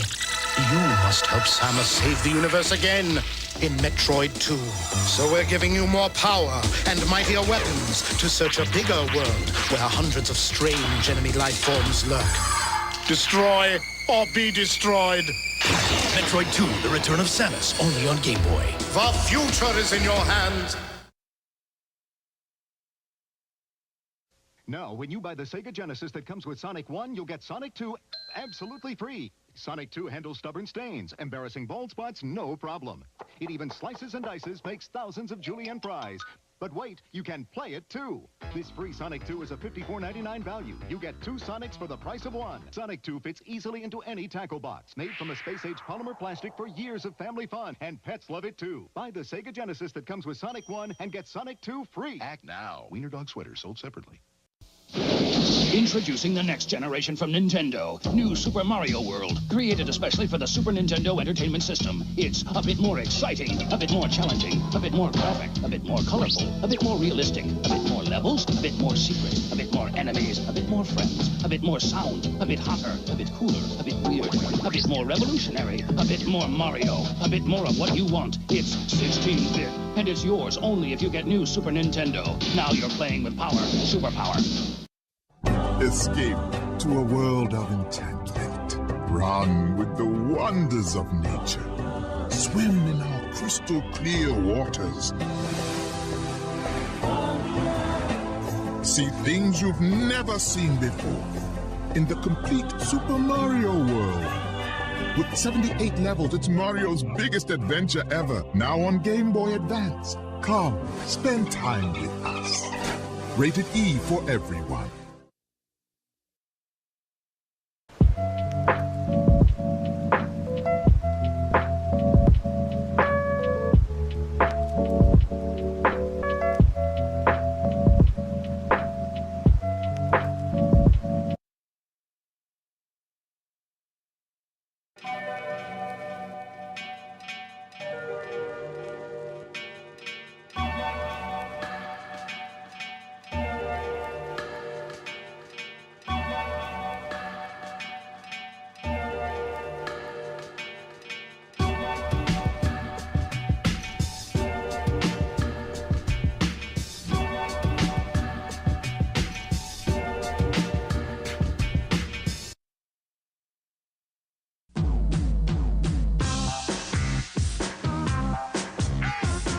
Control all your favorite characters just by touching them. Super Mario 64 DS for Nintendo DS. Rated everyone. Mega CD. 究極兵器メタルソニック。最速にして最強のライバル出現がソニックを熱く過激にする。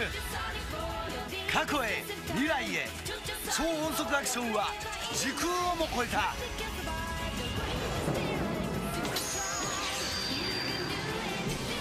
Sonic the Hedgehog CD from Mega CD. We went to the big game. We laid the whole thing out for him. We told him we had this great idea for a new game called Sonic and Knuckles. It's Knuckles in his own game. Plus it has new technology. Lock-on technology. So you can play Knuckles in Sonic 2 and 3. It's revolutionary. You just laughed at us. So we sold the whole thing to Sega? Who's laughing now? Batman!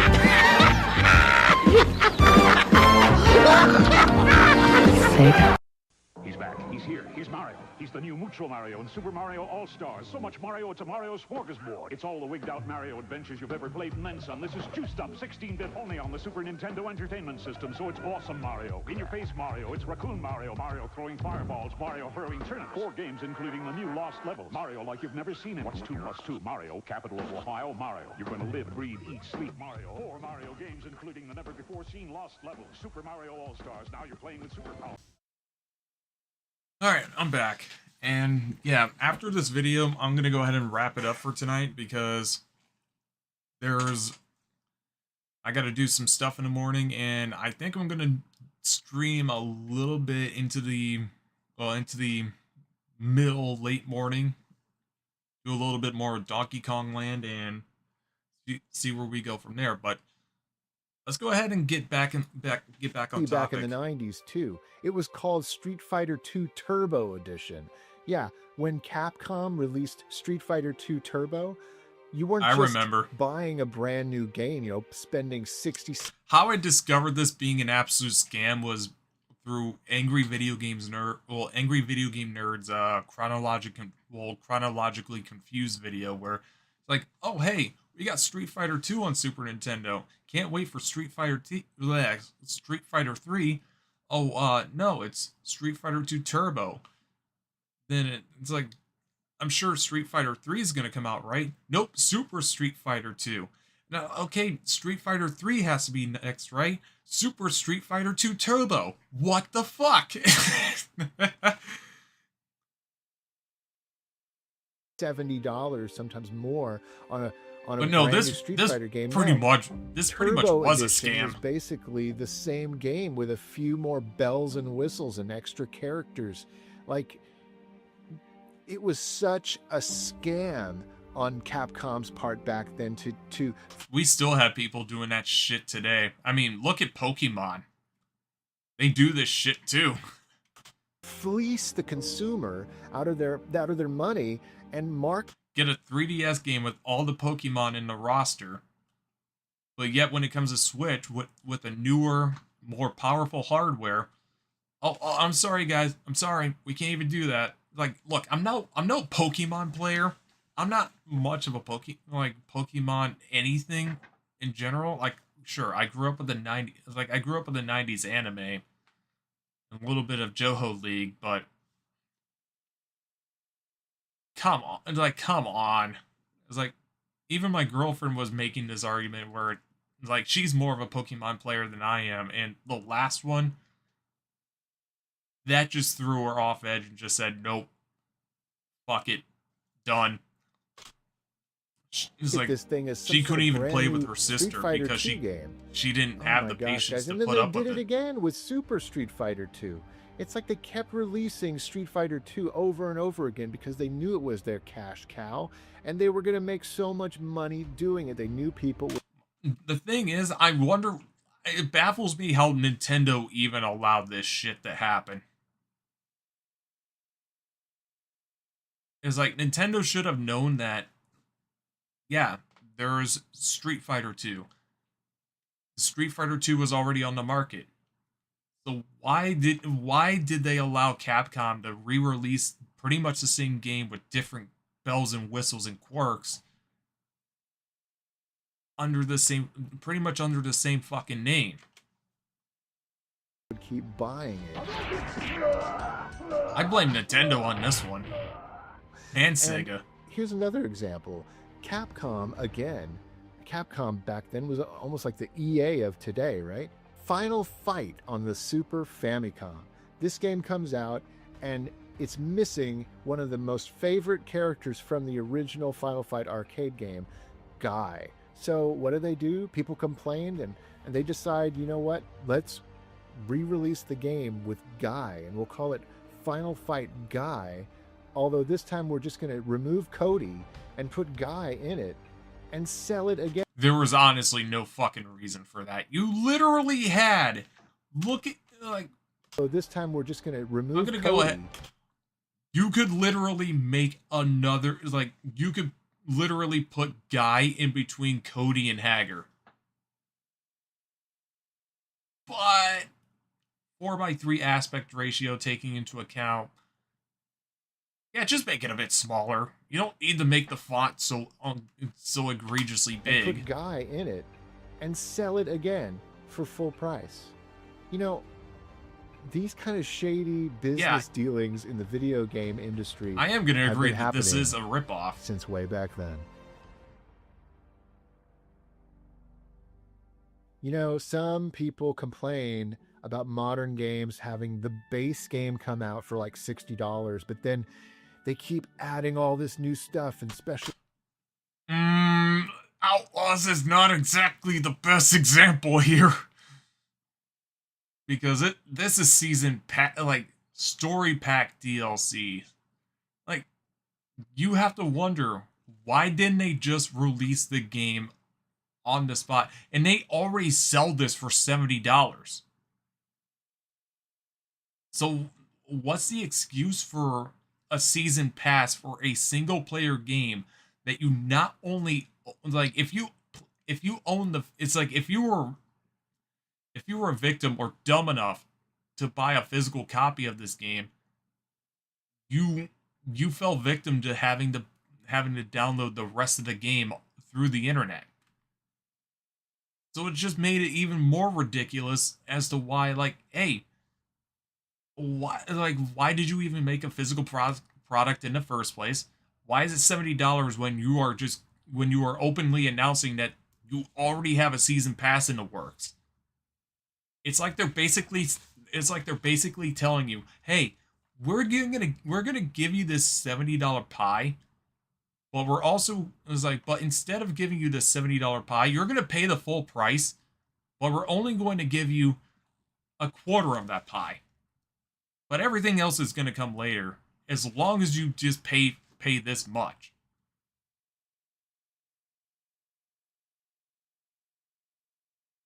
And that physical copy, that pie may as well be the crust that holds everything together. And when you just put on internet download only, that whole thing fucking falls apart. There's no point. Editions and collector's editions, and if you want to get the full game, you have to. Yeah, I'm sorry, but it's like Tales of Arise. I'm not sure about that game, but I know damn well when it comes to Star Wars Outlaw, that one is 100% a scam. Ubisoft had zero business to do that for a fucking video game. I don't do it. Don't spend that money if you don't want to. If it's something you hate, don't give into it. Yeah, and I think there's a lot of people who don't know how to say no. It's like, I get it. It's like, I get the sentiment where Retro Life is coming from. Don't get me wrong. Like, there's games like Assassin's Creed Shadows, Dragon Age the Veilguard. I've already made examples of those games already. It's like even for Halo Infinite, I stopped paying for seasons, like not even season passes, but battle passes, because I'm like, I'm not seeing the head wave. I'm not seeing the progress that I should be seeing. Like, I was promised this, and it almost seems like the company, whether it be Microsoft or 343 or Halo Studios, what you call them at the time, it's at that point where it's like, I'm done giving you money. This is where I draw the line and say no. And it's like, for me personally, I feel like there's too many people that either are afraid to miss out, cannot say no, or they have a habit of treating their favorite corporation, their favorite company, like it's their best friend, which that is the worst thing you could ever do. No company is ever your best friend. That's like basically opening your butthole wide open and saying, hey, not only fuck my wallet wide open, but you can fuck my ass wide open too. It's stupid. It's a stupid mindset. Like, that's... I don't like it either. I honestly don't like that companies are doing that, but I don't buy those games. I understand there's sort of a predatory nature to what some of these companies are doing, and I don't stand for that. I don't like that. I wish we could back away from that, but I'm just... The market needs this, like, there needs to be more of a consumer saying no. There needs to be a lot more people saying no to it. And unfortunately, a lot of people in this day and age do not know how to do that. And I think it's like I said about the previous, I'm going to also add to it. Maybe it's just out of fear that, oh, if we say no to it, then they're not going to make any more of it. Who is to say that they're not going to make any more of it if they know damn well that they fucked up? They know that there was a demand for it, but the moment that they fuck up and people don't buy it, they will know that there is still an interest in it, but it's only because of what they did for that product they massively fucked up for. Saying, guys, from a consumer's perspective, the cost of video games today for the base games and for great games that are fully developed and it's the full game you're getting, if you pick the right games out there, the games today cost so much less than what they did. I'll even say that Nintendo GameCube, the Wii, and I'll even argue when it comes to Game Boy Advance and DS games, those games were a lot more affordable back then. I'd almost argue that when it comes to Xbox and PlayStation 2 games, you could say that those are peak affordability. It's like, I would honestly say that may be peak affordability. Call me crazy about that. Maybe even post, like, anything peak Great Recession, like anything before the Great Recession, call that peak affordability. That's my hot take. Back in the day. Look at that stack of games, boy. Man, that's a lot of money sitting here. And for those of you who complain about, oh, well, a game comes out and it's not finished and... You love this guy's video. He's amazing on YouTube, and I have so much respect for his dad saving all those old videos from his childhood. Me too, man. I'm just talking about his take when it comes to pricing and pretty much when it comes to being a consumer. Because, like, and I know with Nintendo Switch 2 being a hot button topic when it comes to video game prices, yeah. I don't think too many people are complaining that much about the hardware, but the software, absolutely. You have to get all these patches downloaded, and there's day one patches, and the company keeps updating the game. Look, I understand that that's different, and it's weird, and it's not great. I wish the whole game was done and finished like it was back in the day. But at the same time, a game like Cyberpunk 2077, let's look at Cyberpunk for a second. This game comes out and it is broken on day one. It totally sucks. Everybody's mad. The developers realize, though, they're like, man, we really screwed up. We got to right this wrong. So over time, they keep updating the game and fixing it. And over time, it becomes a wonderful game that people love now. And sure, I wish it was like that out of the box. But that's the beauty of games these days, is that you can fix it. Yeah, and I think that's a lot. I think when it comes to patching games nowadays, I think that gives companies more leeway to say, release the game now, fix it later. And unfortunately, I think companies have gotten way too comfortable with that mentality. And it's going to get to a point where, if it hasn't already gotten to a point now, it will later, where a lot of people are just saying, look, this like, even for a single player game, if it's fucked up day one, and we've been through this like years upon years upon years now, it's going to come to a point where people are going to get sick and tired of it and just won't buy games because it's either because of the public based on the publisher or the developer. Like the name brand is going to be like a plague to the product.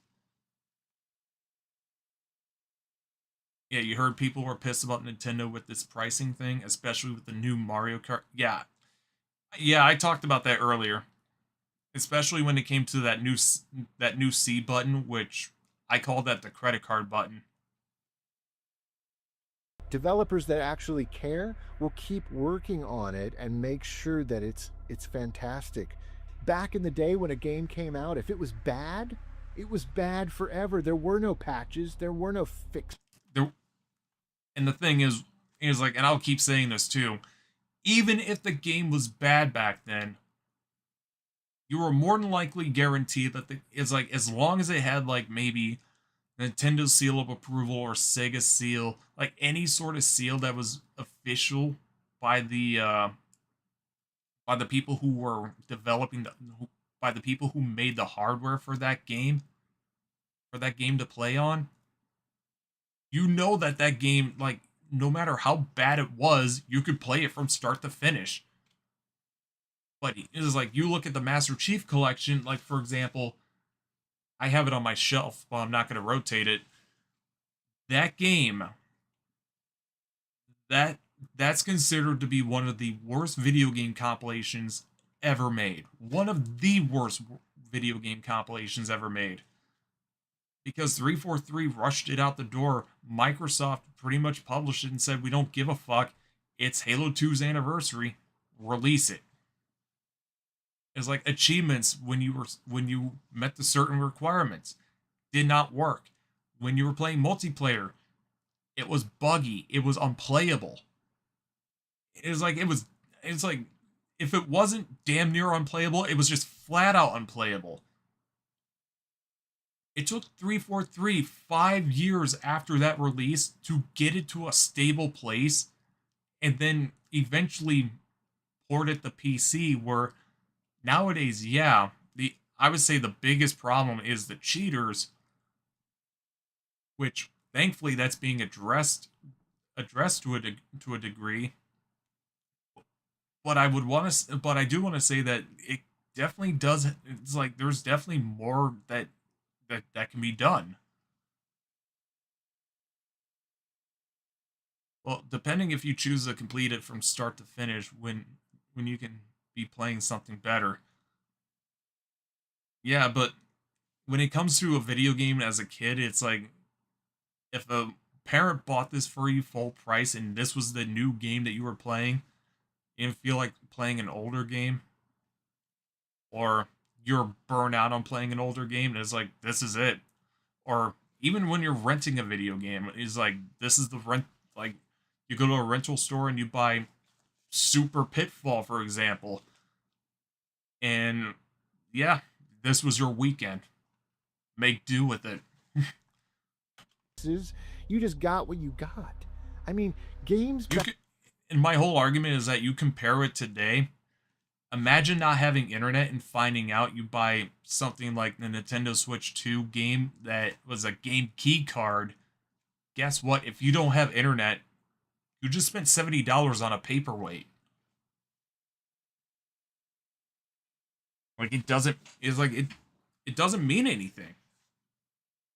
It's like, even if you do have internet, what's to say that the servers don't go to shit, or years or decades down the line that Nintendo decides to close a storefront for that platform, for their Switch 2 or their Switch. That game key card is worthless now. Mom and pop shops won't accept it.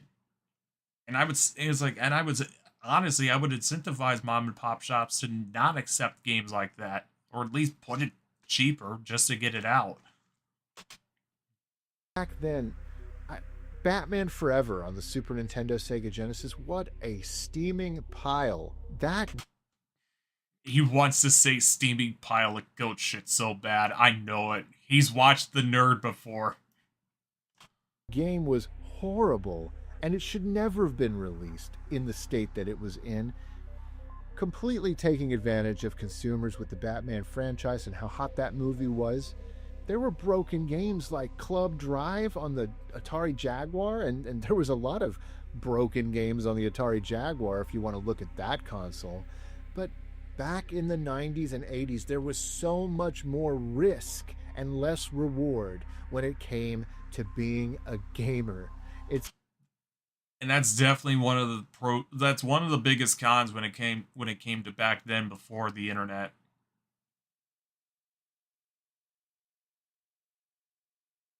Now you know why I didn't bother getting a Switch and may have retired from getting new systems. Also, I have that game Batman Forever on the SNES, and I told that game to go fuck itself after seeing how bad it was. Don't get me wrong, modern games is like Nintendo. I think Nintendo laid it out in the park. Like, they nailed it. They nailed it out of the park with the Switch, especially first party. It's definitely more hit than miss. It's like something like Mario Golf or Mario Tennis. You can debate whether or not that's bad. The Pokemon games, like Arceus, is good, but Sword and Shield is debatably bad. But the other version of the game, like, I can't remember what it's called. They look like they're Pokemon that look like motorcycles. All right, I don't remember the game. And there's that game and the other game that released alongside, like, pretty much simultaneously. There's people who spent $120 for both of those fucking games. And then Nintendo brags about, and it's like Nintendo or Game Freak, one of the two, brags about record profit, and I'm like, this is how you basically tell developers and publishers, yes, you're letting them cut corners, you're letting them fuck you, and you're okay with it.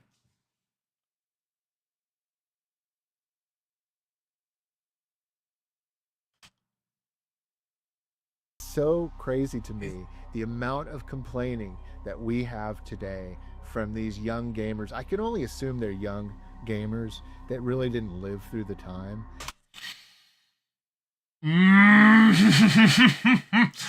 Oh man, that reminds me, dude.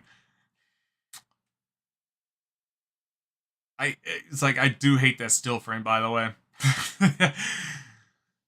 That reminds me, this dude assumed that that I was not a 90s kid. I'm like, dude, I grew up in 93.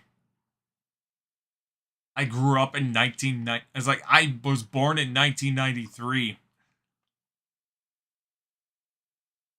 And the funny thing was, I was playing NES games in 97. That was like Super Mario Brothers 3 was the earliest game that I can remember on a whole video at the very least. And if they lived through it, they're forgetting. Or maybe they didn't spend the money themselves. And yet I can see nostalgia goggles coming into play here. Because, hey, you had parents that were spending money. But you gotta think at the same time, when parents said no to you because it was too expensive, we didn't give a shit about currency back then. I mean, fuck, we were kids. Did we give a shit about currency? No, we just wanted to play a fucking game. You just gotta understand, like, the concept of, like, things being too expensive. Maybe they didn't actually spend their hard-earned money on these games back in the day. Maybe it was their parents who bought it for them. But I'm telling you, if my dad were still here today, he would completely agree with me. That was incredible. And next time we'll see you probably after Christmas, because who can afford to buy any more games? I mean, he was the one, along with my mom, but especially my dad, he was the one that bought all these games back then. Or even my aunt and uncle and my cousins, you know. My cousins were a lot like me. They got tons of games too. I do want to point out that I think he knew this already. I think someone might have already pointed this out to him. That variant of Super Mario Bros. 3 is a rare variant. What makes it so different? Because Bros is over here, and then a revision of that design, the cartridge and the box design, they put Bros underneath this space here. We got tons of games too. I think he already knows that. Our parents worked hard. Our parents, man, they really sacrificed when I think about it. Like, that's the thing. Like, I am so thankful. I am so grateful for what our parents did for us. As a dad myself these days, buying games for my girl, I get it now. You know, I really understand that it was a sacrifice. It was, you know, my dad, he could have saved up all that money that he spent on me to buy me these video games. He could have saved that money and maybe bought a boat or bought a new electric guitar. You're gonna hit the hay. Yeah, I'm pretty much on my way I'm pretty much on my way there. I think I'm definitely gonna hit the hay after this video, and I'm probably gonna take a 4-hour nap, go get breakfast, get my key fob programmed, probably come back here and stream some more Donkey Kong. Know that you love your game Jaws on NES, or that you have. Oh.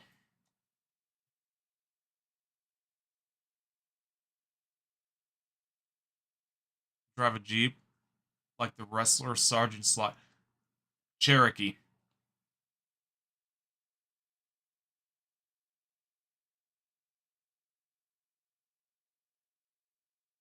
Like Elizabeth Warren. Got a little bit that Native American.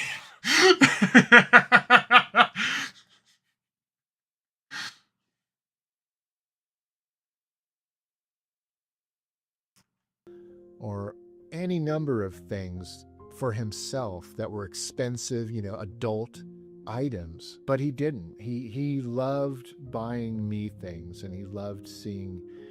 And I'm sure he had enjoyment out of that too. Like, it was like those video games. It was like you still had some enjoyment out of them too. I mean, like, it's like people who buy. It's like people who buy a shit ton of beer, like, because they have an alcohol issue. It's like, dude, it's like, as much as I like beer, it's like, I may be a beer connoisseur, but I know the difference between what makes a good beer and what makes a shit beer. Shit beer is fucking piss water. It's like, if I just want to drink that just to get a little bit of a buzz, I probably need to drink a whole fucking 12-pack. But something like this, I just need like 3 of them on an empty, it's like maybe 1 on an empty stomach, then I'm like, I'm fucked up for the rest of the night. Did I find enjoyment in Custer's Revenge? I would almost say that it was more like a guilty pleasure, just out of sheer humor. Me find joy in those things and sharing in that joy with me. And here's the thing, guys. I mean, inflation continues to make everything in our society rise in price. Housing, cost of eggs, cost of food, going to... Yeah, I think that's more... I think this is more in the argument of, like, a buying power. Like, inflation definitely contributes to it, but at the same time, there is also such a thing as buying power and just the value of the dollar and wages in general not catching up. Like, there's definitely a time, and maybe I'm just buying into a meme that I think is true, that back then, my dad built a fucking house. granted, he had help with his friends, but the man built a fucking house. I haven't even done that.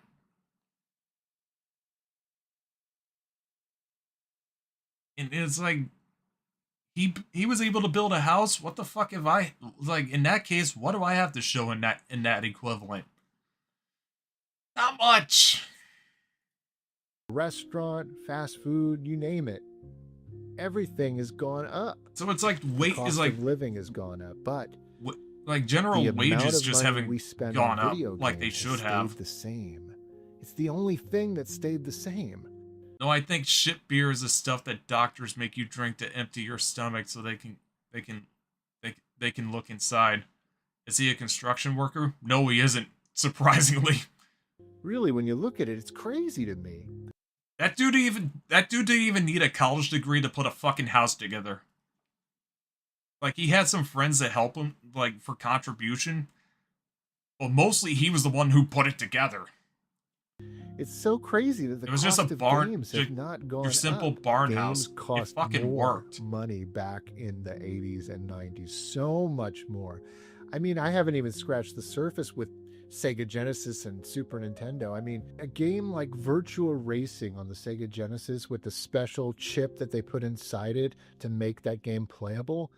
And that also backs up my point that was special because of what made that. It's like what went into the cartridge. It's like that was basically its own circuitry. There was a reason why that game was pretty much expensive the way it was. That retailed for like $90 in 1994. But you saved up your money and you bought it and you got it and you made it work. Like, that's what we did. We did our research, and the great... And I think that's a good point too, just saving up your money and just making work with it. I think a lot of people, I do agree with him in that stance, because I think a lot of people just don't know how to say no. And then they come to find out that, holy shit, they're broke because they didn't know when to stop. Games that came out at that price, we made it happen. And yet nobody found the Virtual Boy special. I think the iStream is what was that may have been the cutoff. Did anyone find Custer's Revenge special on Atari back in the day? Maybe a news network. Look at like Neo Geo. Oh my gosh, the games cost $200 What a a pop face. for Neo Geo. Now that was like the rolls. Yeah, Neo Geo. Oh my god, dude. There's a reason why they didn't last on the market. They were basically just a home console that was meant to be as close to one-to-one as possible with their arcade counterpart. Like, holy shit. It's like those Neo Geos were expensive for a reason.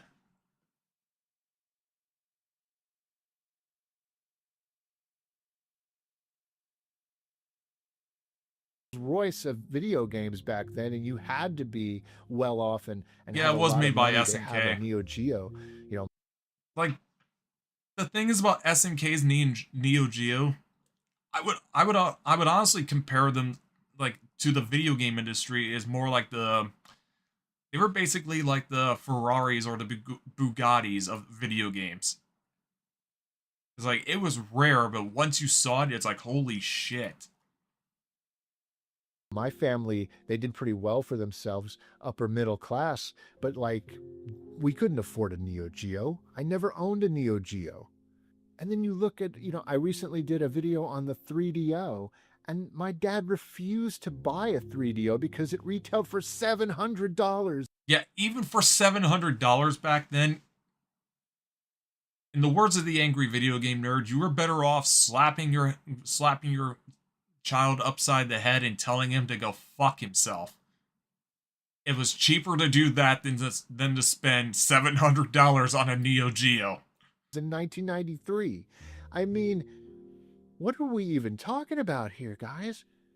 Did That's anyone like, own a Neo Geo or a 3DS? They were definitely rare. $1,600 console. I didn't You're know gonna one. Spend $1,600 Then again, today on a console. I didn't live in that Nobody era. would buy that. So the next time you feel the urge to complain about modern day video game prices, hold on a minute and let's think about the past. That's what this channel's all about. Think about what it cost to buy video games back then, which were roughly the same price as they are today. I still have to disagree in that regard because of like I said, the same the ecosystem of video games back then is much different than what they are today, especially when it comes to video games that are not even on the disc anymore, which at this point, they're like companies would like to tether you to the modern game that you have. That way you can keep funneling video games, or funneling money, not video games, funneling money to them. As long as they just put out the minimal amount of effort and you keep giving them money, they'll turn a profit.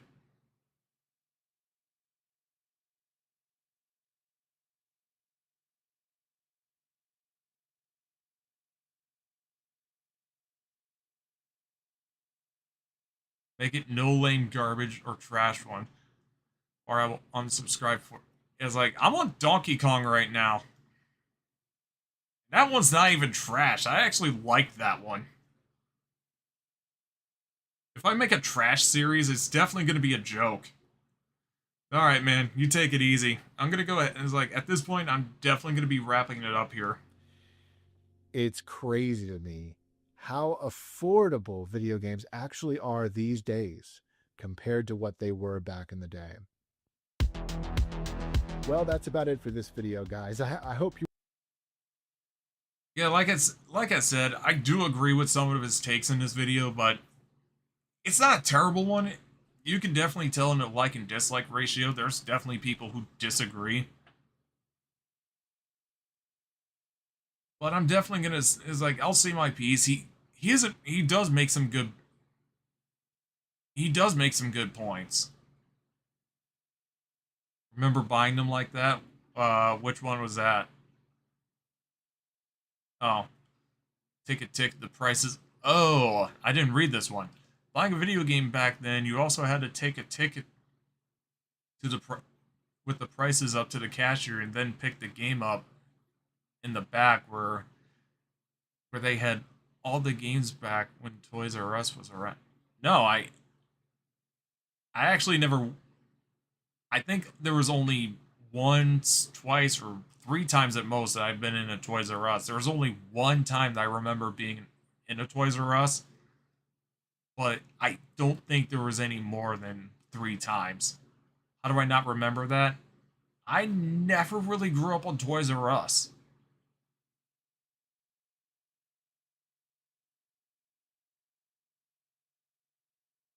Never really had time for it. It was like when my mom or dad were driving to a city. There was Toys R Us, there was Chuck E. Cheese. It was like, hell, even Chuck E. Cheese we probably went there about 3 times and no more.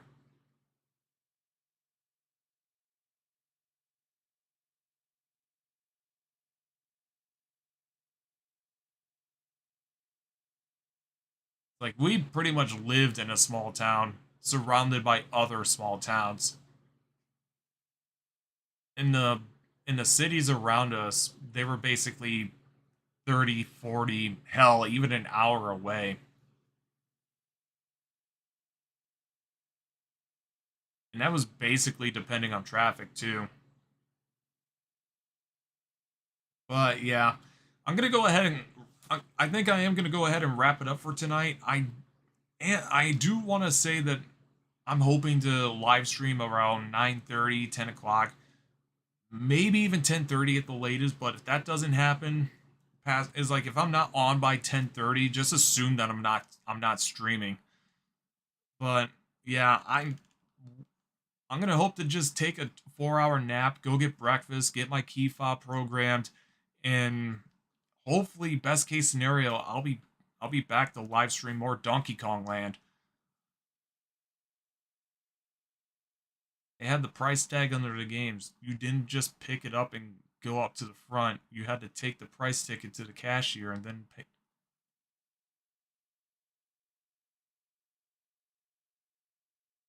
No, I would say the only place where we got video games full price was at a Walmart, and you just went up to the cashier and say, "Hey, it was like, "Hey, I want to pick up this game."